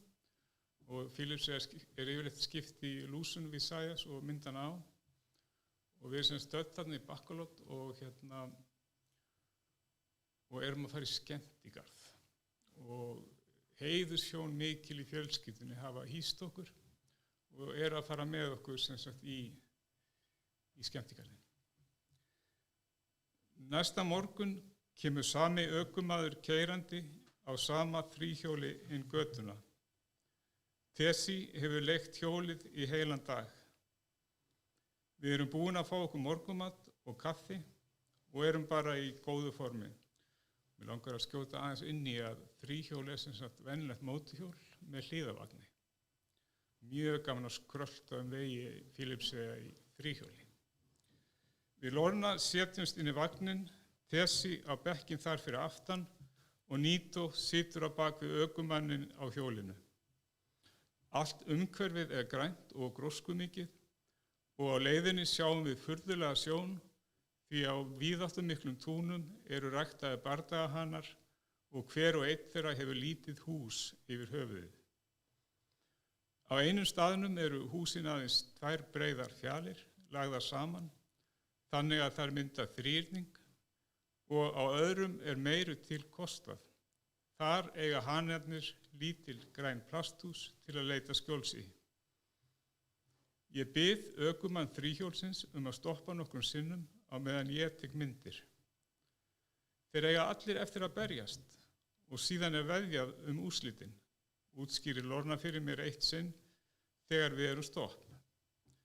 Þetta er ekkert nýtt fyrir mér hvað fjárhættuspili varðar, enda eðlið þess alltaf það sama, hvar eða hvernig sem það birtist. Aftur á móti eru bardagahanarnir mér nýlunda og alveg sérstaklega þegar ég heyri að flugbeitt hnífsblöð eru fest við fætur þeirra sem hjálpa þeim að murka lífið hver úr öðrum.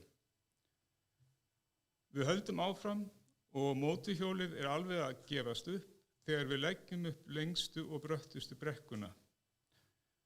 En við höfum það af og eftir 25 mínútna akstur í viðbót leggjum við í steinsteypt bílastæði með útsýni yfir skemmtigarðinn.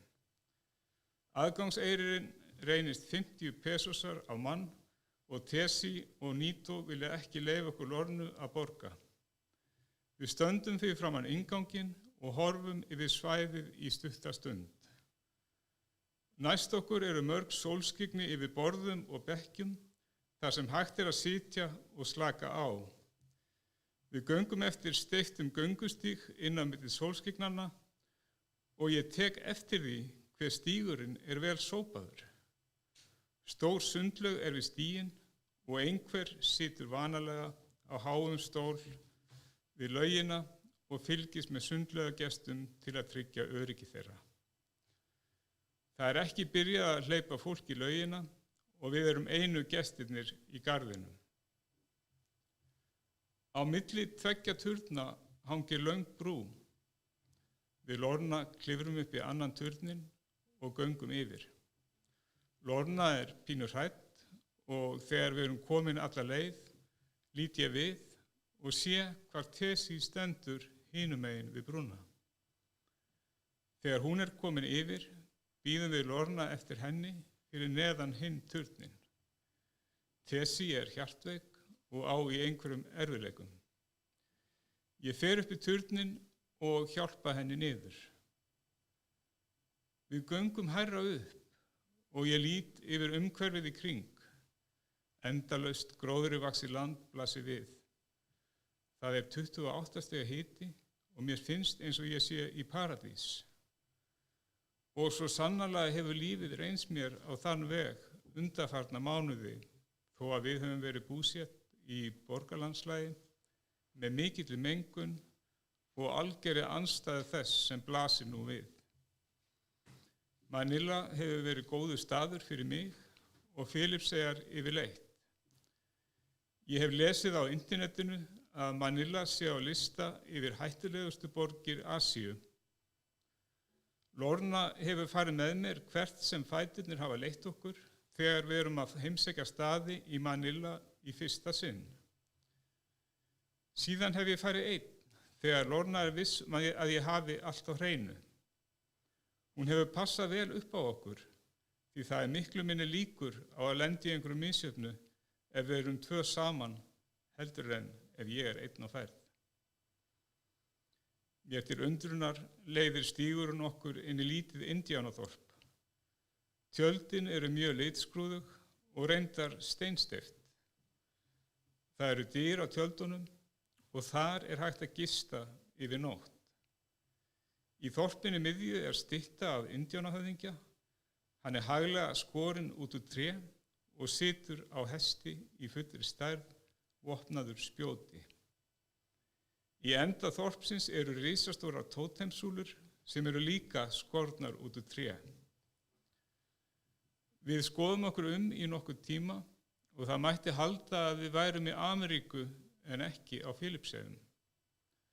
Þarna má sjá styttu af Michael Jordan, rekjandi körfubolta, og ofurhetjur eins og leðurblökumannin og kóngulóarmanninn í sínum hlutverkum.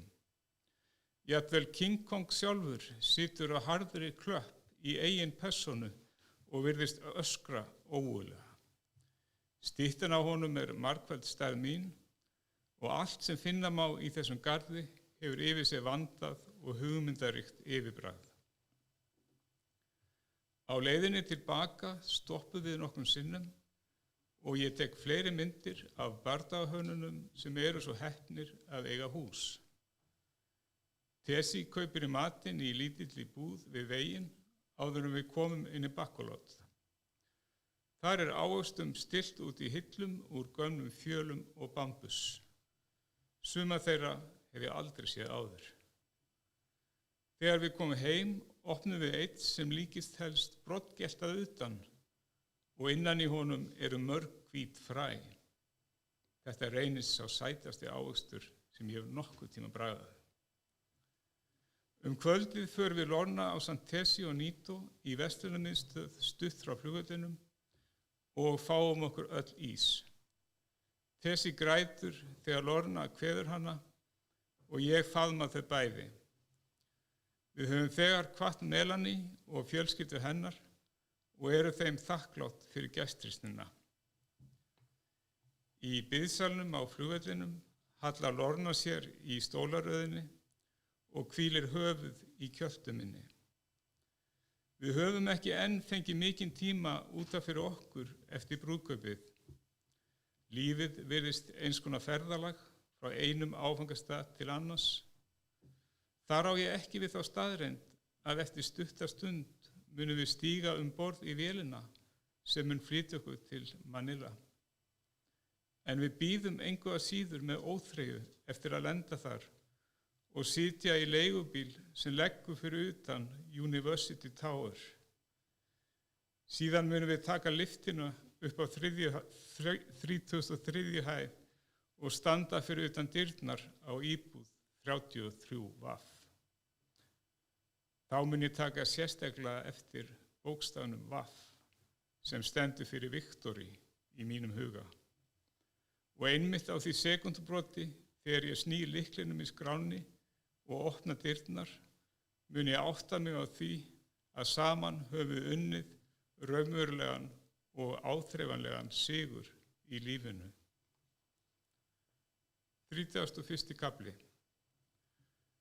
Fáeinum dögum eftir að við komum heim til Manila sit ég í þægilega stólum mínum miðjan dag í íbúð okkar Lornu í University og les yfir ferðasöguna. Úti ríkir alger blíða og einum opinn gluggan best hlýr andblær.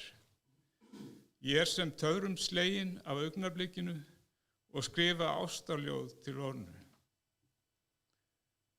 Kannski ég aðeins bragðlaus réttur á tungu lífsins eða göllu vara sem þú keyptir fullu verði, vitandi allt. Fyrir það elska ég þig svo ákaft að ég flyt þér þá fegustu ástarsöngva sem heimurinn hefur heyrt. Og ef söngu minn skildi ekki vera nóg, þá skrifa ég þessa ástarjátningu í ljóði leið og hlýr andvari best innum opinn gluggan. Og ég fagna Filippsesku sumri, sem eilíft á minn austfirska mælikvarða, rétt eins og allt annað á milli okkar tveggja. Takk fyrir.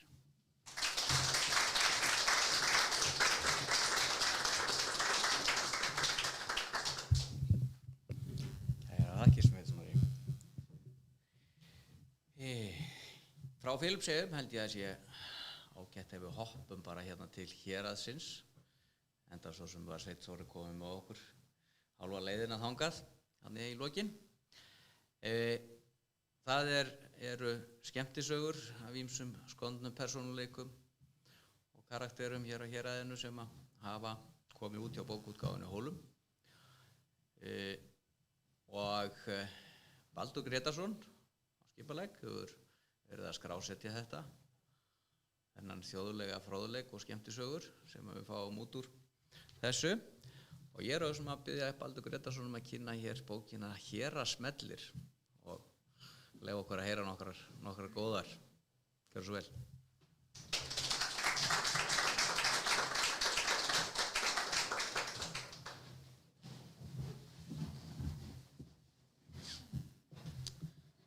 Komið sæl. Ég vil nú byrja á því að þakka Skúla fyrir að bjóða mér að koma hérna og kynna bókina. Því fylgdu náttúrulega ljúffengar veitingar hér niðri í hádeginu og sem að þessi staður annálaður fyrir. Bara kæra þakkir, Skúli. Og þessi bók Hérasmellir, hún eins og Skúli sagði inniheldur gamanssögur eða skemmtisögur af héraðsmönnum, sögur sem hafa verið til í munnlegri geymd fram að þessu, en ég tók mig til og fór að skrá þetta niður, bæði til þess að varðveita þær og einnig skikkin að einhverju hefðu gaman að lesa þetta. Og hér fyrir nokkrum árum þá kom út önnur bók, það sem ég var meðhöfundur, sem að hét Hérasbrettir, og hún innihélt að samaskapi þessar gamasögur af hérasmönnum, og mér vitanlega hún að verða uppseld eða alltaf því uppseld hjá útgefanda.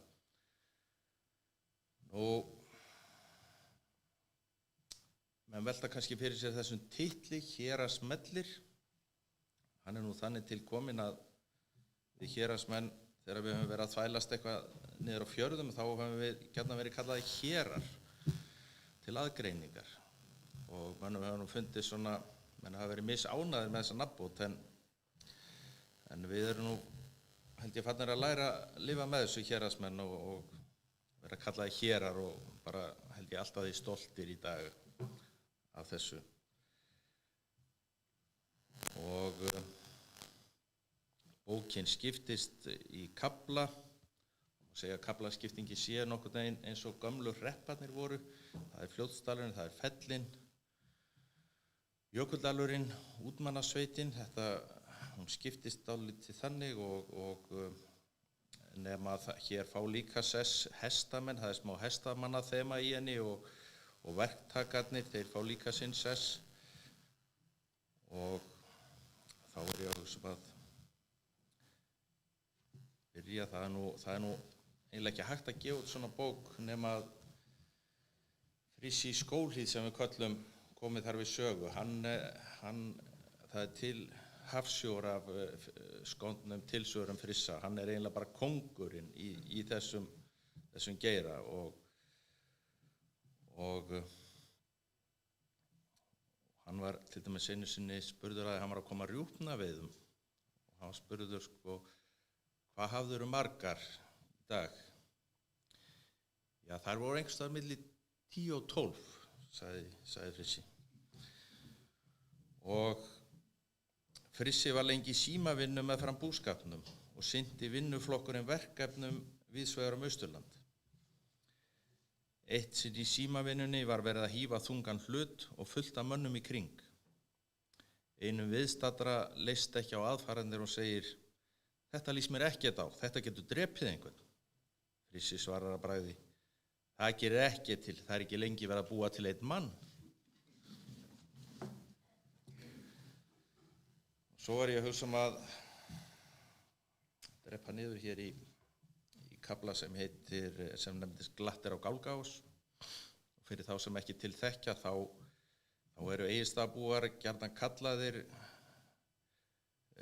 Gálgás eða að þeir búi á Gálgás því að þorpið Egilsstað það byggðist upp á samnefndum ás sem heitir Gálgás og þetta er gjarnan ennþá notað, þetta nafn, Gálgás. Og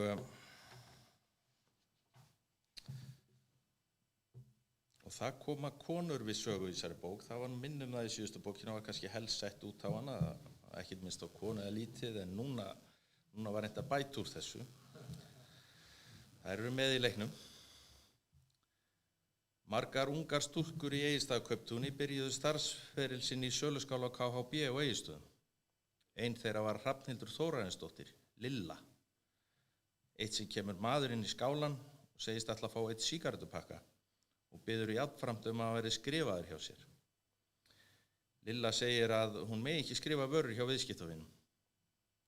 Maðurinn heldur áfram og segir, ég var nú að kaupa hlut í nýja togaranum sem kaupfélagið var að fá. Það er helvíti hart ef ég get ekki skrifað hjá mér eitt sígarettupakka. Lilla gefur sig ekki og ítrekkar að henni sé fyrirlagt að skrifa ekki vörur hjá neinum. Þá segir maðurinn, ég tel mig nú eiga vel inni fyrir þessum pakka eða veist ekki hver ég er. Lilla svarar neitandi. Maðurinn segir til nafns, ég er Aðalsteinn Jónsson á Eskifirði, kallaður Alli ríki. Já, sér nú hvert er ríkidæmið, svarar Lilla hneyksluð. Og að lesa stutta sög af Kjartani heitum Ingvarsinni sem var stórverktaki hér á Egilsstöðum. Þessi saga fjallar samtal hans við Svein Þórarinsson verkfræðing. Og það var nú svo skemmtileg tilviljun að önnur sögupersonan gekk hér í salinn áðan, það er að segja Svein verkfræðingur. Þannig að nú kemur kannski ljós hvort að rétt sé farið með. Kjartan Ingvarsson stórverktaki á Egilsstöðum var í nokkrum samskiptum við Svein Þórarinsson verkfræðing sem oft var eftirlitsmaður með framkvæmdum. Einhverju sinni var Sveini að orði. Það er alltaf sama glópalánið yfir þér, Kjartan minn. Kjartan svarar að bragði. Er það nokkuð verri en önnur lán?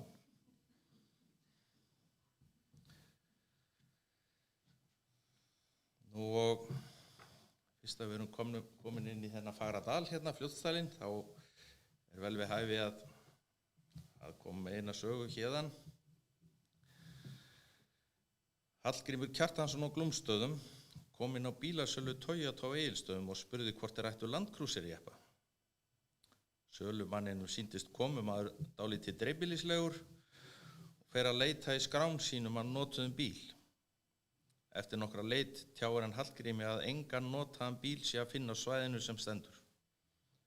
En þessi, spyr Hallgrímur og bendir á fagurgljáandi landkrúsirjeppa sem stendur þar inn á gólfi. Sjáðu til, þetta er alveg splunkunir bíll, svarar sölumaðurinn. Er hann nokkuð verri fyrir það, spyr Hallgrímur. Sölumaður telur svo ekki vera, en bætir við að verðið sé svimandi hátt. Ég tek hann, segir Hallgrímur, án þess að hreyfa sig úr sporunum. Orðlaus sölumaðurinn vindur sér þá í það að ganga frá bílakaupunum við þennan óvænta og fumlausa viðskiptavin. Þegar afhendingunni er það bil að ljúka, kemur sölumaður með stóra gummimóttu sem að segir að eigi að fylgja bílnum og sé ætluð í farangursrýmið aftur í til að hlífa teppunum. Já takk, segir Hallgrímur. Þetta kemur sér vel þegar maður þarf að stinga rollu inn í hann.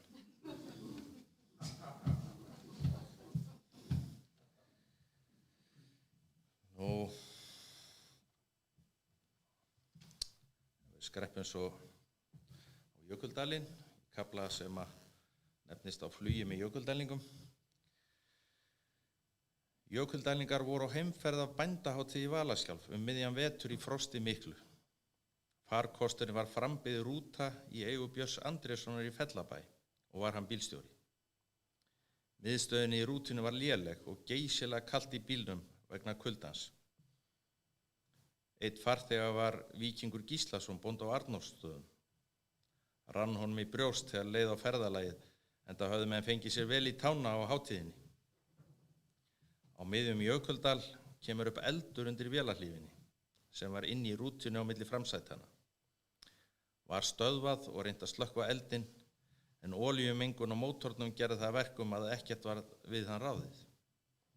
Þegar endanlega var ljóst að rútan myndi brenna, var gengið í að koma farþegunum út.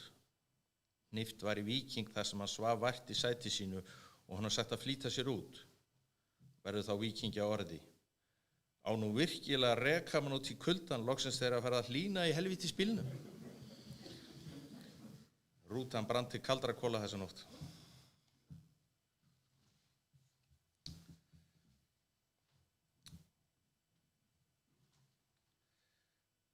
Og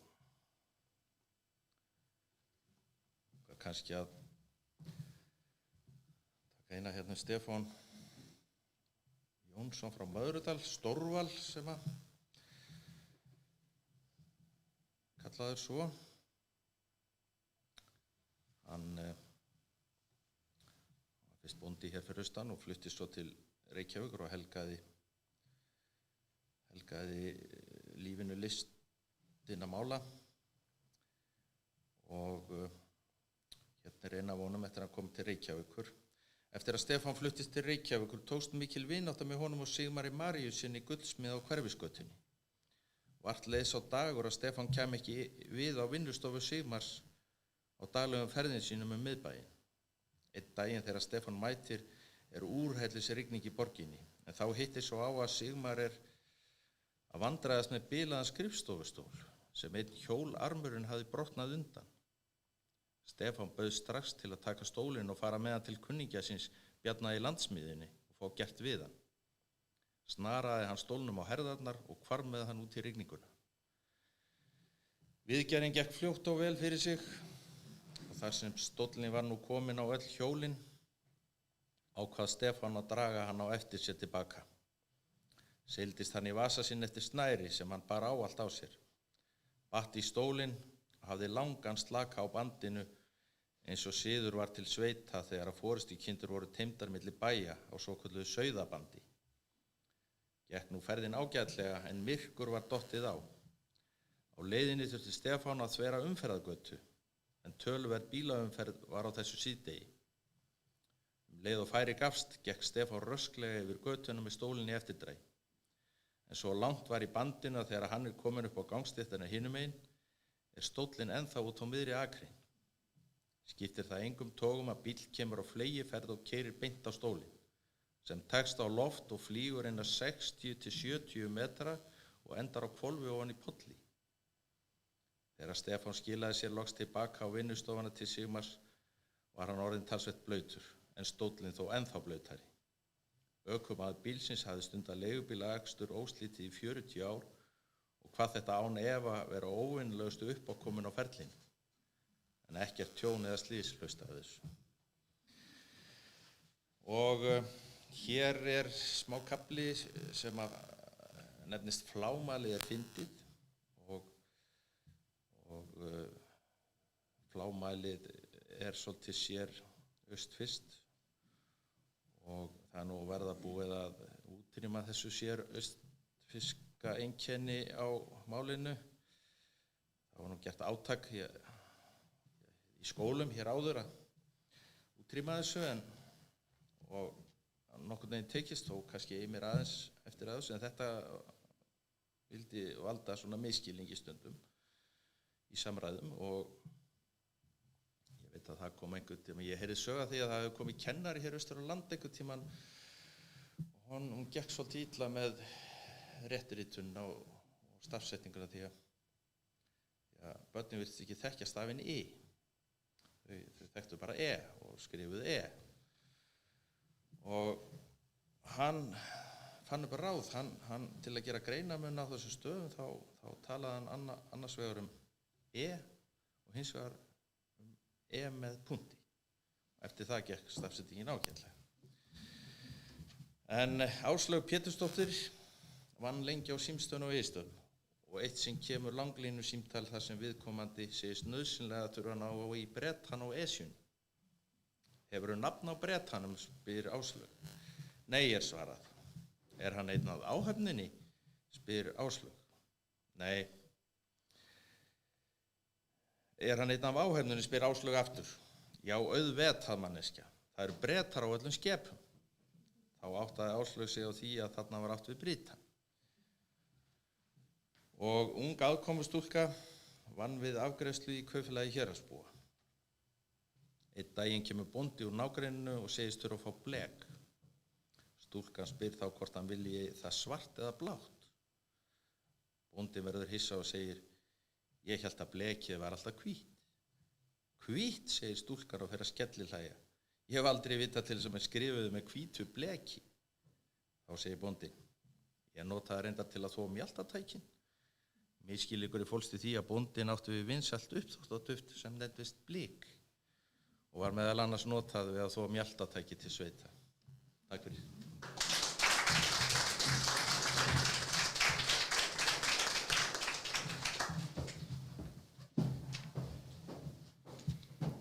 Takk að þið fyrir, Baldur. Það eru sem betur fyrr einhverjir sem að einmitt skrásetja þessar sögur þannig að það glatist ekki algjörlega. En og það þakkarvert. Ég var að hugsa það er svona kveður kannski við aðeins annan tón en telst þó líka svona til þess að halda hefðum á lofti. En Ingunn Þráinsdóttir, grafískur hönnuður og hönnuður hefur tekið saman kleinubók, bestu kleinur í heimi sem að gefið út af Nýhöfn og ég hef nú grunum að þú hafa nú brotið bókinu líka og hannað, það ekki Ingunn? Þannig að þetta innihalda uppskriftir og fróðleikum Takk Kamilla. Þetta innihalda uppskriftir og fróðleikum kleinur. Þetta ágæta bakkars okkar. Gjörðu svo vel, Ingunn.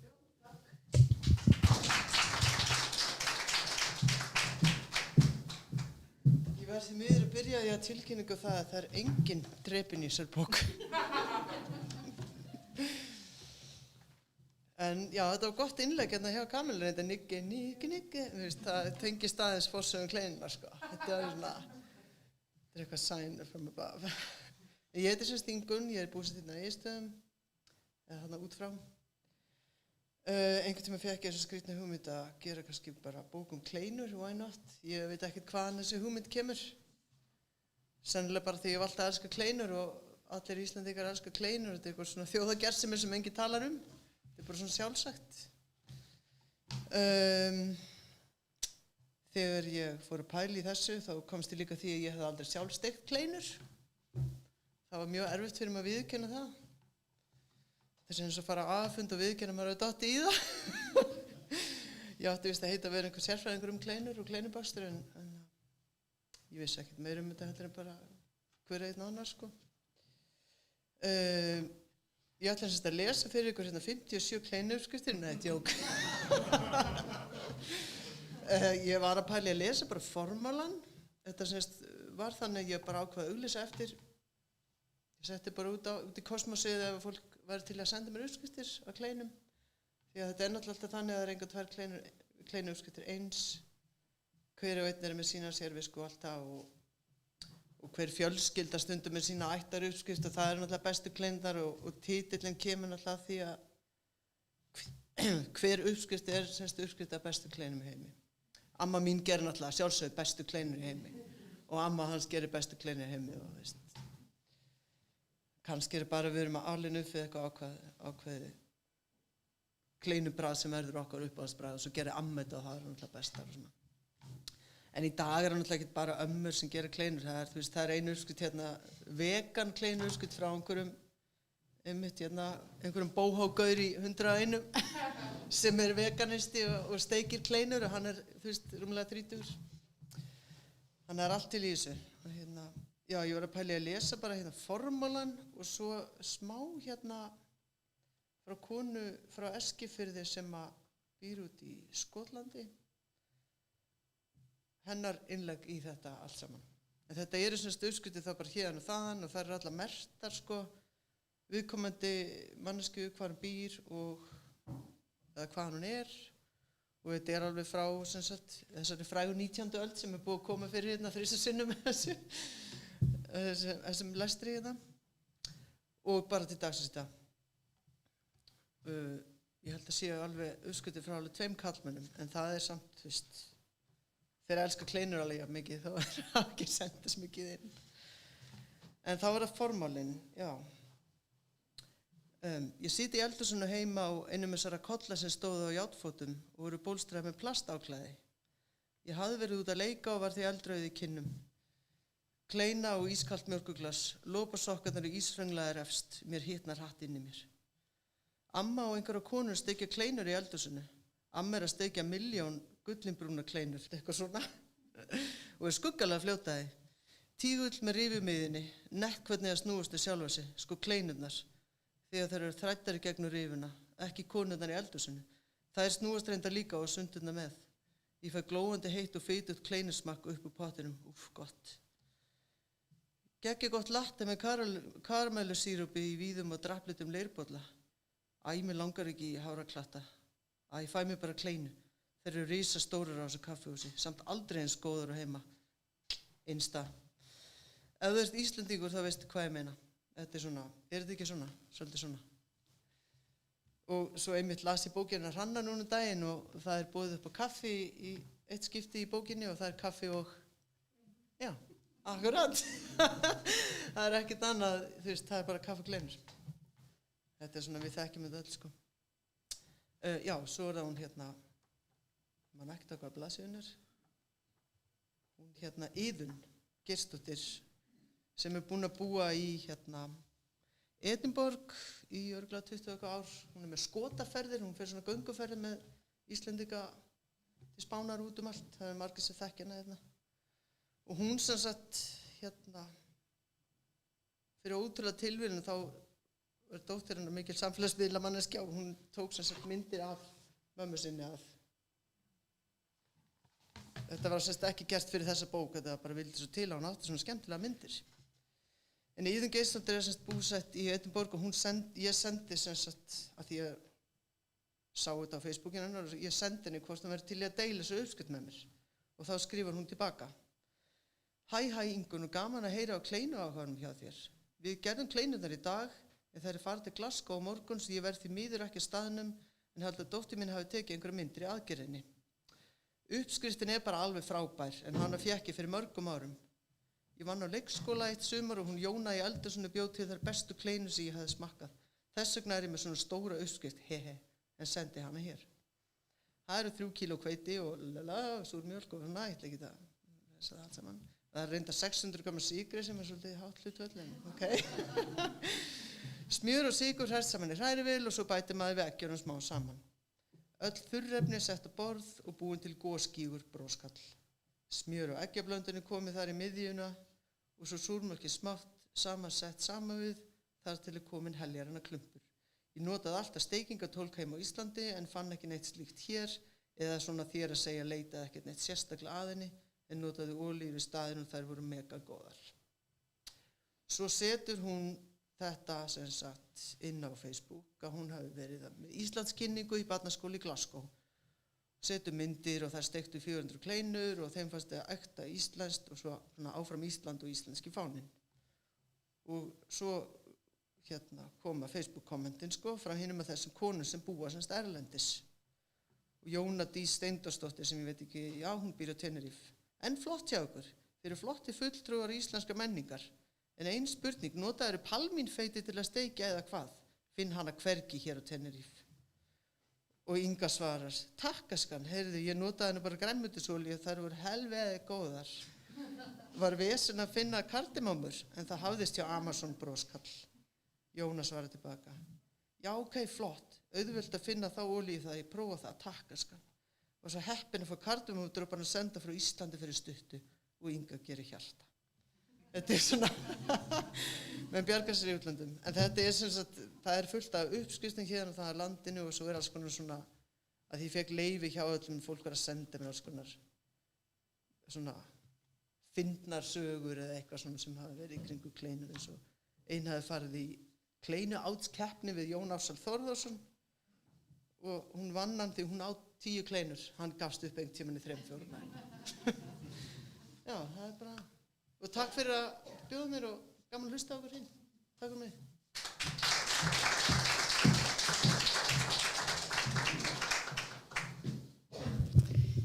Já, kleinurnar, það jafnast ekki þá við það sko.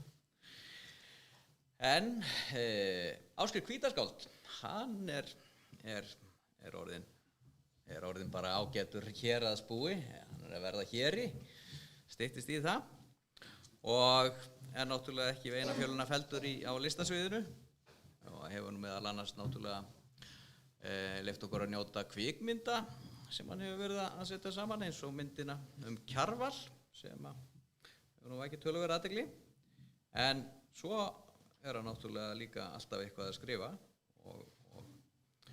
og hann er að gera þríleik núna barnabækur Tóta og Töfratúkallinn og fyrsta hét þegar afi hætti við að deyja og nú er hann komið með þá næstu í þríleiknum Af hverju skín sólin ekki á mig. Gjörðu svo vel, Ásgeir.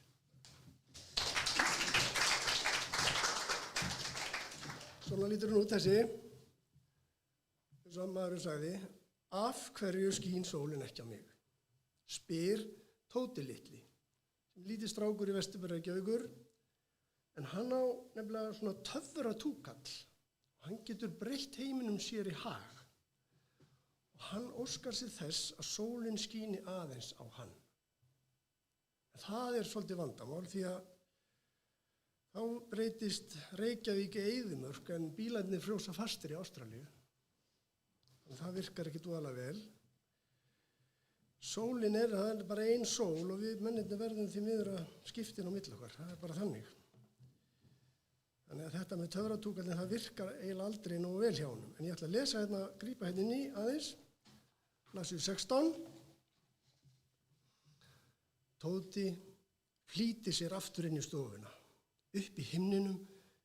Nei, ég er að byrja að kolvetlis stað. Sko, þetta er Tóti litli. Þetta er rúðan og ægilega fallega teikningar eftir rússneska myndlistarkonu sem býr á Ísafirði, sem heitir Nína. Mamma lokar svalahurðinu og er ánægð.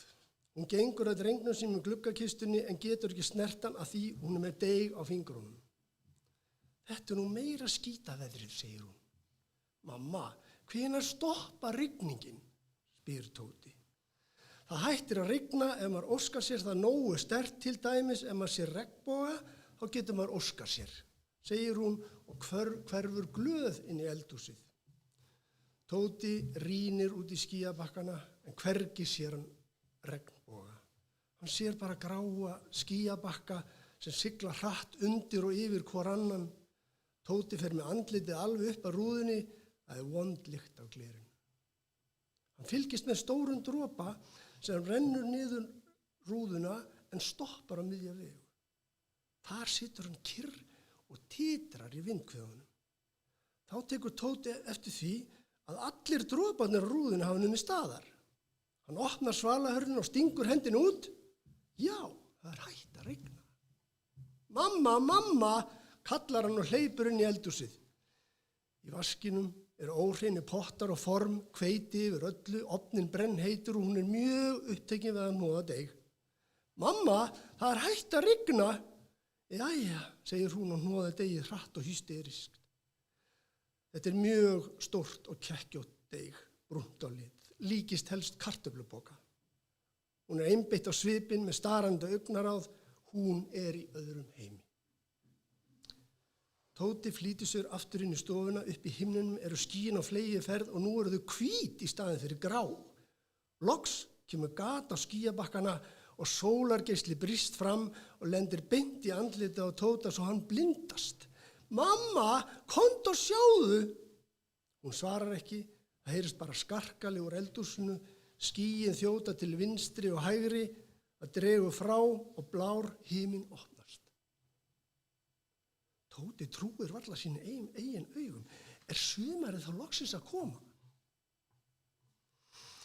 Tóti flýtir sér í föt og fer út í garðinn með vörubílinn sinn. Hann mokar sandi á pallin og keyrir á vegaslóðunum í moldarbingnum sem ennþá rennandi blautur. Pabbi kemur heim með smjörlíkið og verður glaður þegar hann sér sólina og að skýin eru á fleygiferð í burtu. Loksins sumarið að koma, segir hann.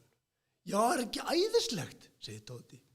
Jú, það algjört bravo, segir pabbi og flýtir sér inn í húsið. Tóti dregur bílinn fram og tilbaka í moldinni, brátt kemur faðir hans út á svalirnar og glaður. Hann hefur greinilega fengið knús frá mömmu því hann með hveiti á nefinu. Hann komin úr regnfrakkanum og búinn að ná sér ölar úr ísskápnum. Himinin nánast orðinn heiðblár, áður en varir pabbi byrjar að grafa. Tóti og faðir hans eru glaðir. Brátt orðið svo heitt að pabbi fer úr skyrtunni. Sólin á himninum starir á það og skýtur sólargeislanum niður til jarðar. Droparnir á rúðunum eru löngu gufaðir upp.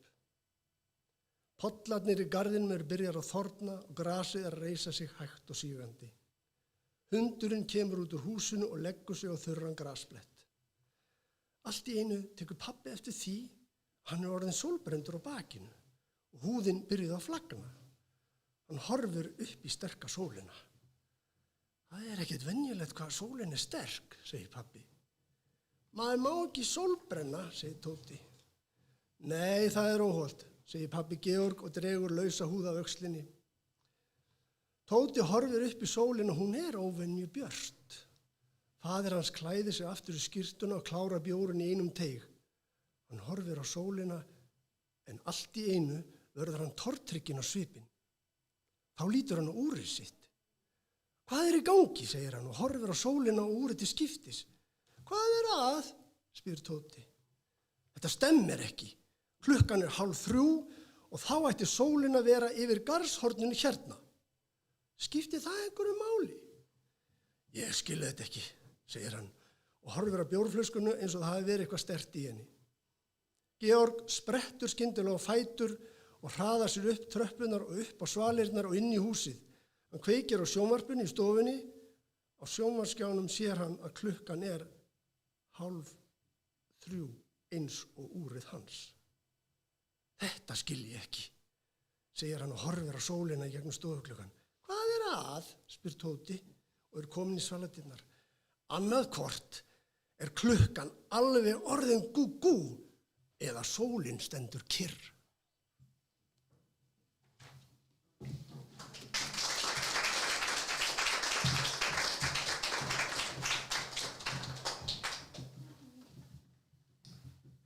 Takk fyrir það, Ásgeir. Félag ljóðaunenda á Austurlandi fagnar 25 ára afmæli á þessu ári og nú svona eitt af þessum félögum sem hefur verið mikil virt í og afkasta mikið í ljóðabókútgáfu á þessum aldarfjórðungi og slær ekki slöku við þetta árið frekar en önnur og sendir frá sér 2 bækur, aðra eftir Hannes Sigurðsson og hinn hefur að geyma söngteksta og ljóð eftir Valgeir Sigurðsson sem var kennar á Seyðisfirði fyrir margt löngu. En Vigfús Ingvar Ingvarsson frá félagi ljóðaunenda ætlar aðeins að kynna þessar bækur fyrir okkur. Gjörðu svo vel.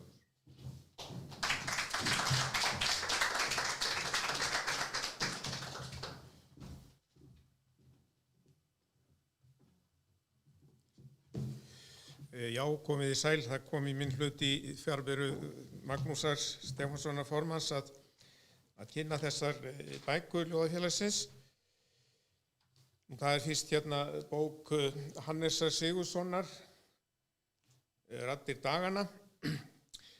Hannes, hann fæddist á Borgarfirði eystra 1960 og flutti svo með foreldrum sínum í Eiða 1971 og hefur svo búið á Akureyri frá 1981. Hann fór snemma að fást við vísna og ljóðagerð sem að er nú ekki undarlegt því að það hlaut að liggja fyrir honum. Sko hann er sonur Sigurðar Óskars Pálssonar, kannski muna einhverjir eftir þessari frábæru ljóðabók hans sem var eina af fyrstu ljóðabókum eða í þessum bókaflokki Ljóðafélagsins og aftur svo móðir Hannesar. Það er mjög fín bók til eftir hana líka, þar sem bláklukkan grær. Þetta er nú æði stór bók, þessi bók hans Hannesar, og með fjölbreyttu efni. Það er mikið, til dæmis, við getum sagt, náttúran og mannleg náttúra í margvíslegum myndum, bæði í gamni og alvöru, sem er umfjöllunar efni hans, ástin og svo framvegis.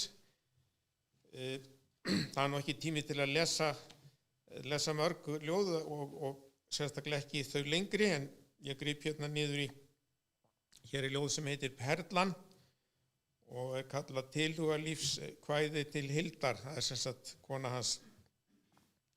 Nótt, á svefnsins öldum ég sé hana dansa, en síðan hverfur hún hljótt.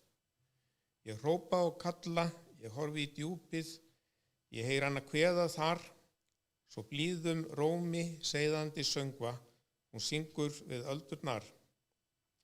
Hjá henni dvel ég í draumum mínum, dansa við hana sinn, og verði ég þreyttur þá skríð ég í skjólið, í skélina til hennar inn.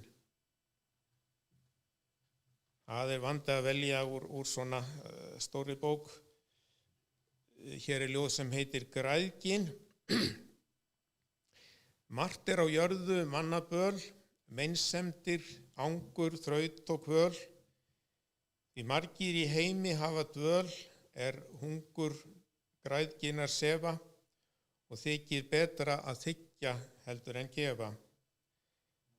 Sjá þeir aðeins eigin hag, auði safna nótt og dag, argir brúka lúalag í leitað eigin frama, annarra þarfir er þeim alveg sama.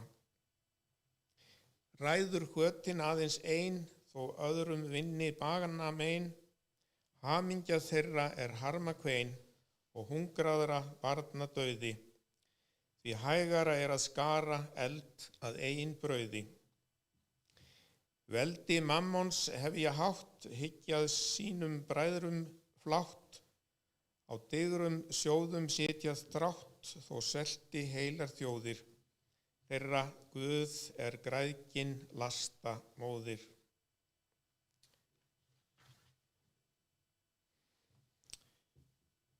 Já, hér er lítið ljóð sem heitir Litið til baka.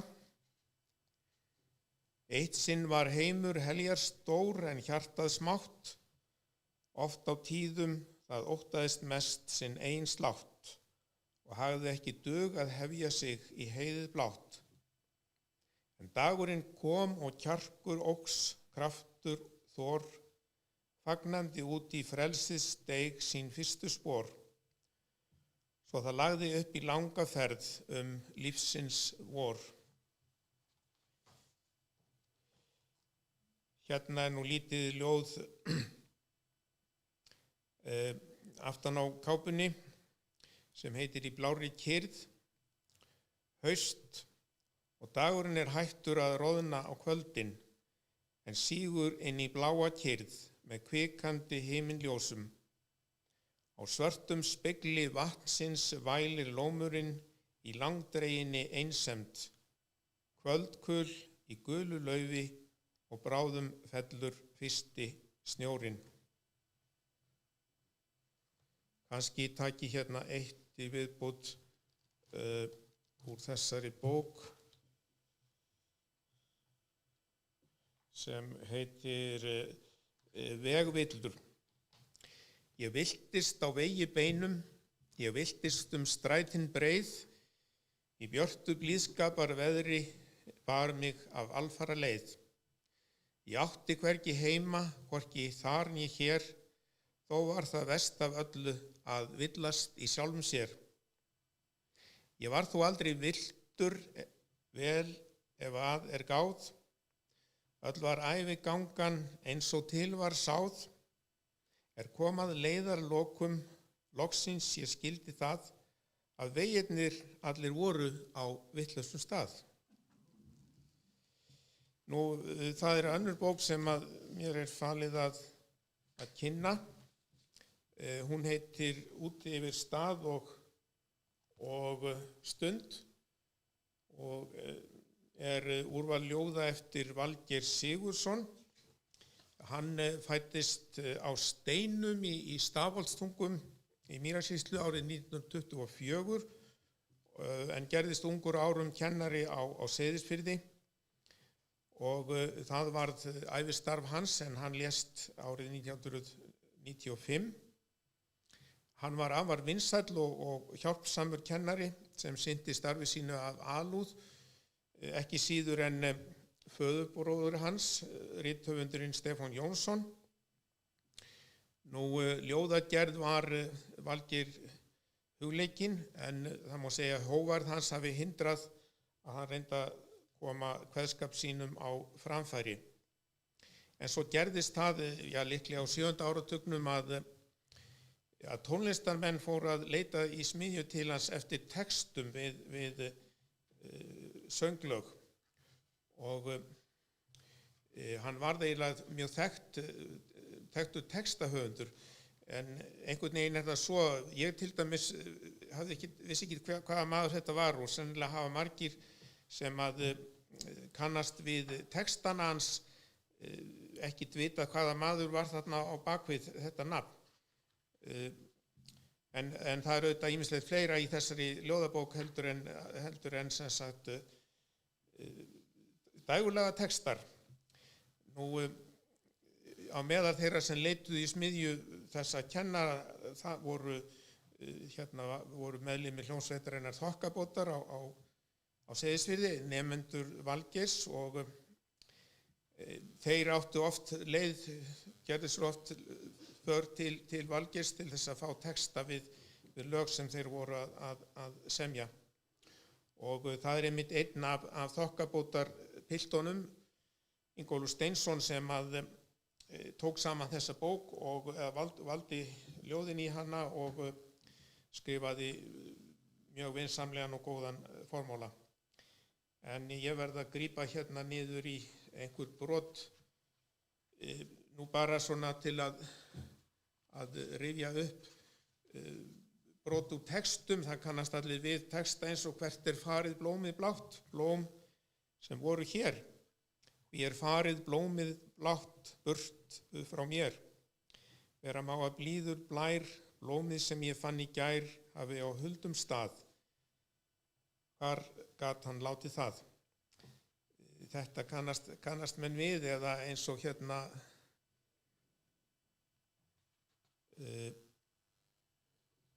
brot úr þessum texta víða liggja leiðir, löngum út frá seiðir, margur sinni æsku eyðir úti á köldum sæ. Langt frá heimahögum hef ég mörgum dögum eitt og asku árin streyma. Ég skal aldrei gleyma, blíðri mei sem býður heima bjarta nótt í maí. Nú,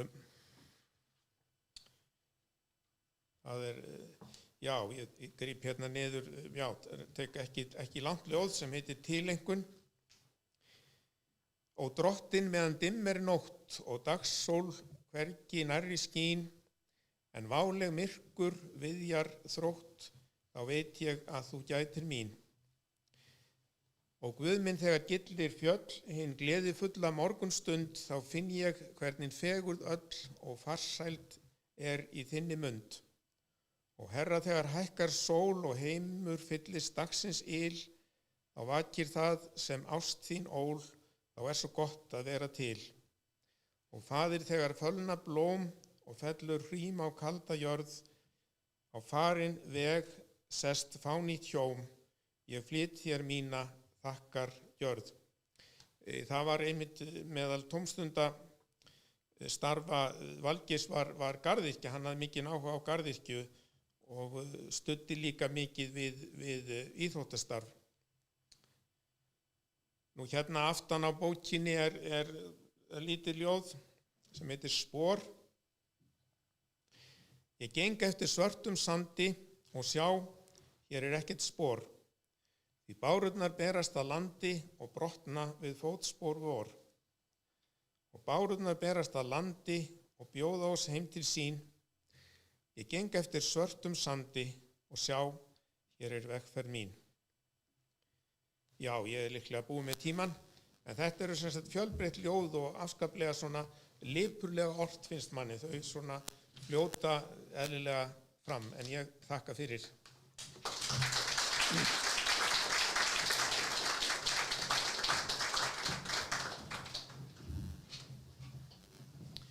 Já, það er nefnilega nóg að taka sko, þegar ég farið að kynna austfirska útgáfu eða eitthvað sem að tengist Austurlandi. Við komumst að því einmitt sérstaklega í fyrra þegar við framkvæmdum nú allt svona með öðrum hætti og fórum þá í samstarf, þá fór rithöfundalestin í samstarf við Austurfrétt og Austurgluggann og var tekið saman og menn voru með myndbandskynningar á verkum og við heldum svona, já, þetta verða nú kannski svona eitthvað 10-15 kynningar eða eitthvað svoleiðis, við verðum svona að taka austfirska útgáfu og höfundar sem tengdust Austurlandi, en ég held að þetta hafi endað, ég held að hafi farið yfir 30. Þannig að það er ekki furða þó að við hérna höfum ýmislegt að kynna hér. Ég vil nefna eina bók hérna sem var kynnt rækilega hér á Óskarsvöku fyrir nokkrum vikum og er samsafn ritgerða, ritsmíða Óskars Halldórssonar frá Kóreksstaðagerði sem var kennari og fræðimaður og skrifaði meðal annars mikið bókmenntir, var þar að ekki mjög vinsæll upplesari, en við eigum honum meðal annars að þakka útgáfu á þjóðsögum Sigfúsar Sigfússonar sem hann var að vinna þegar hann lést 1983. En Óskarsvakan, hún var öll líka í streymi, þannig að maður geta bara kíkt á það inn á YouTube-brásinni hjá Skriðuklaustri, þegar menn eru búin að horfa á þessa dagskrá hér í dag. Ljóð eru hérna, það er ekkert, tími ljóðsins er ekkert liðinn, það er langt frá því. Það er ótrúlegt magn af ljóðabókum sem að koma út á hverju ári og líka eftir Austfirðinga og hér fyrir austan. Ég vil geta og sjálfsagt er maður ekki búin að frétta af þeim öllum, þær koma nú oft svona með seinni skipunum og laumast svona út eitthvað staðar í skjóli nætur, en ein er svo kona sem heitir Stefania Gísladóttir frá Seldal í Norðfirði og hún var að senda frá sér núna sína 4. ljóðabók, hún har sendt frá sér fleiri ritsmíðar, hún er búin að búa í aldarfjórðungi í Ástralíu og það er bókútgáfan Sæmundur sem gefur út þessa. Þó hann sé búin að búa lengi hérna andfætis okkur að þá er nú hugurinn dálítið mikið hérna heima. Ég langar að grípa hérna niður í eitt ljóð sem heitir Mynd af föður mínum.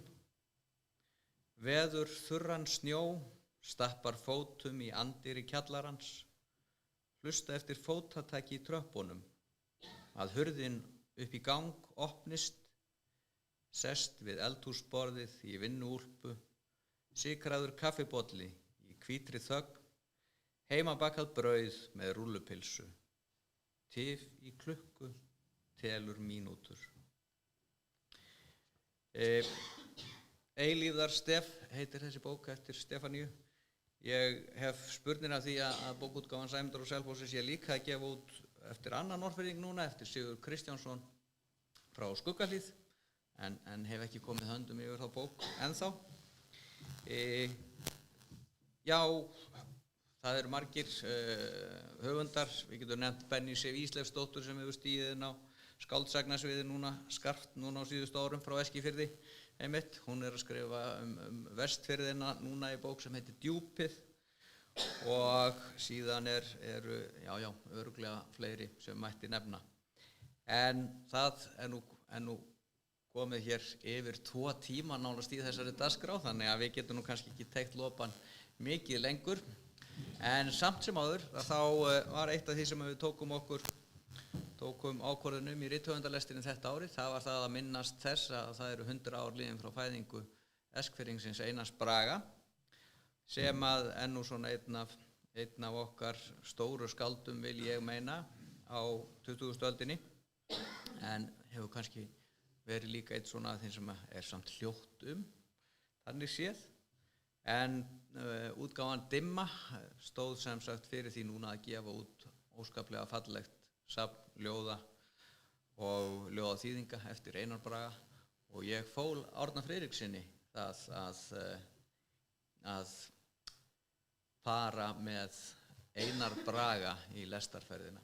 Þannig að þú mátt ljúka þessari stund hérna hjá okkur í dag, Árni, með því að segja okkur aðeins frá Einari Braga og leyfa okkur að heyra úr hans smiðju.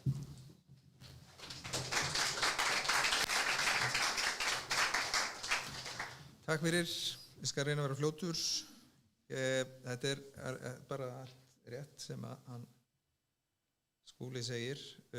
Ég þekkti Einar Braga ekki mikið, en þetta sem var að koma út, og þetta er Dimma sem gefur þetta út, þetta er ljóðasafn, 2 bindum, virkilega fallegt og vel unnið. Það er Ástráður Eysteinsson og Aðalsteinn Ásberg Sigurðsson sem eru ritstjórar, og það er Ástráður sem velur ljóðin í þetta ljóðasafn og skrifar formála sem er virkilega áhugaverður. Og fyrir bókin er þessi formáli og ljóðin hans Einars, eða safn af þeim, og síðan er seinni bókin ljóðaþýðingar. En Einar Bragi var líka öflugur þýðandi. Hann þýddi til að mynda Ibsen-leikrit og Ibsen-leikrit hinn langflest, og Strindberg. Hann var hann fæddist á Eskifirði 21 og dó 2005. Hann var sósíalisti og mikill herstöðarandstæðingur, og var einn af ritstjórum bókmenntatímaritsins Birtings.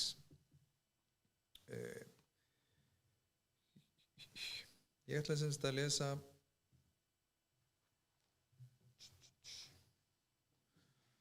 lesa smá úr bókinni, úr ljóðabókinni hans Gestabóð nótt, sem er frá 1953 og heitir Stef. Kvöldsnekkja snjóhvít, snortið oddrauðum vængjum, silfurfljót svefnhljótt, sitrandi dropum telur eilífðin stundir okkar.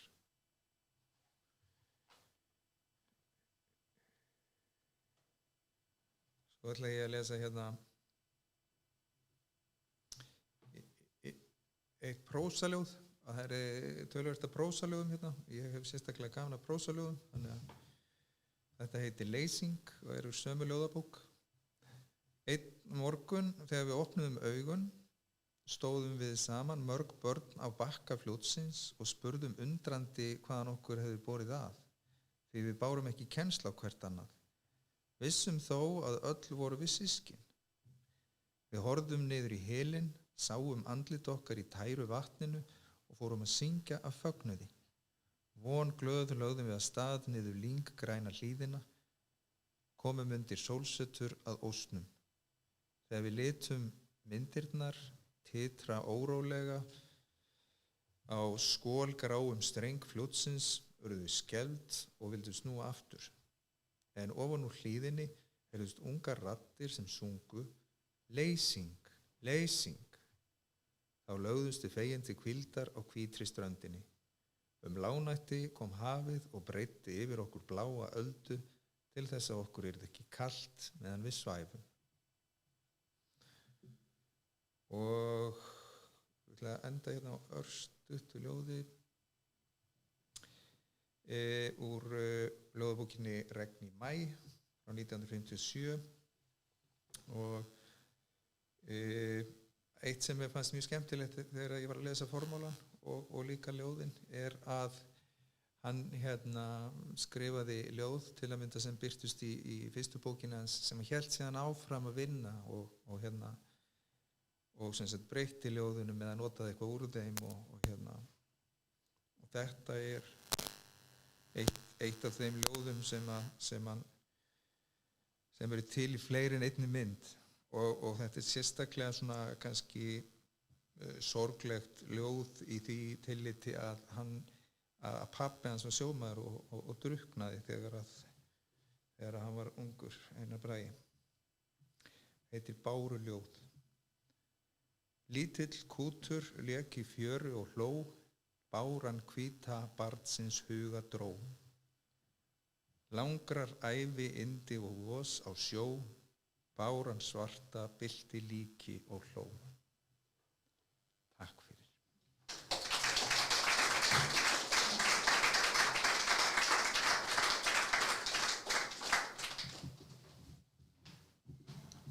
Kærar þakkir fyrir það, Árni, og fyrir að taka Einar Braga með þér. Hann mun ekkert yfirgefa þig eftir þetta, held ég. En þá þessu nú bara lokið hér hjá okkur í dag. Ég þakka höfundunum kærlega fyrir að hafa fyllt í lestinni og þeir sem að koma og lásu hér í dag og óska ykkur velfarnaðar í bókavertíðinni sem framöndan og ykkur sem að lögðu leið ykkar hingað til að hlýða á, þakka ég líka fyrir og sömuleiðis ykkur sem ég eftir að horfa á þetta streymi sem að munu örugglega verða töluvert margir, ef ég trú á. Rithöfundalestarinnar og Austurlandi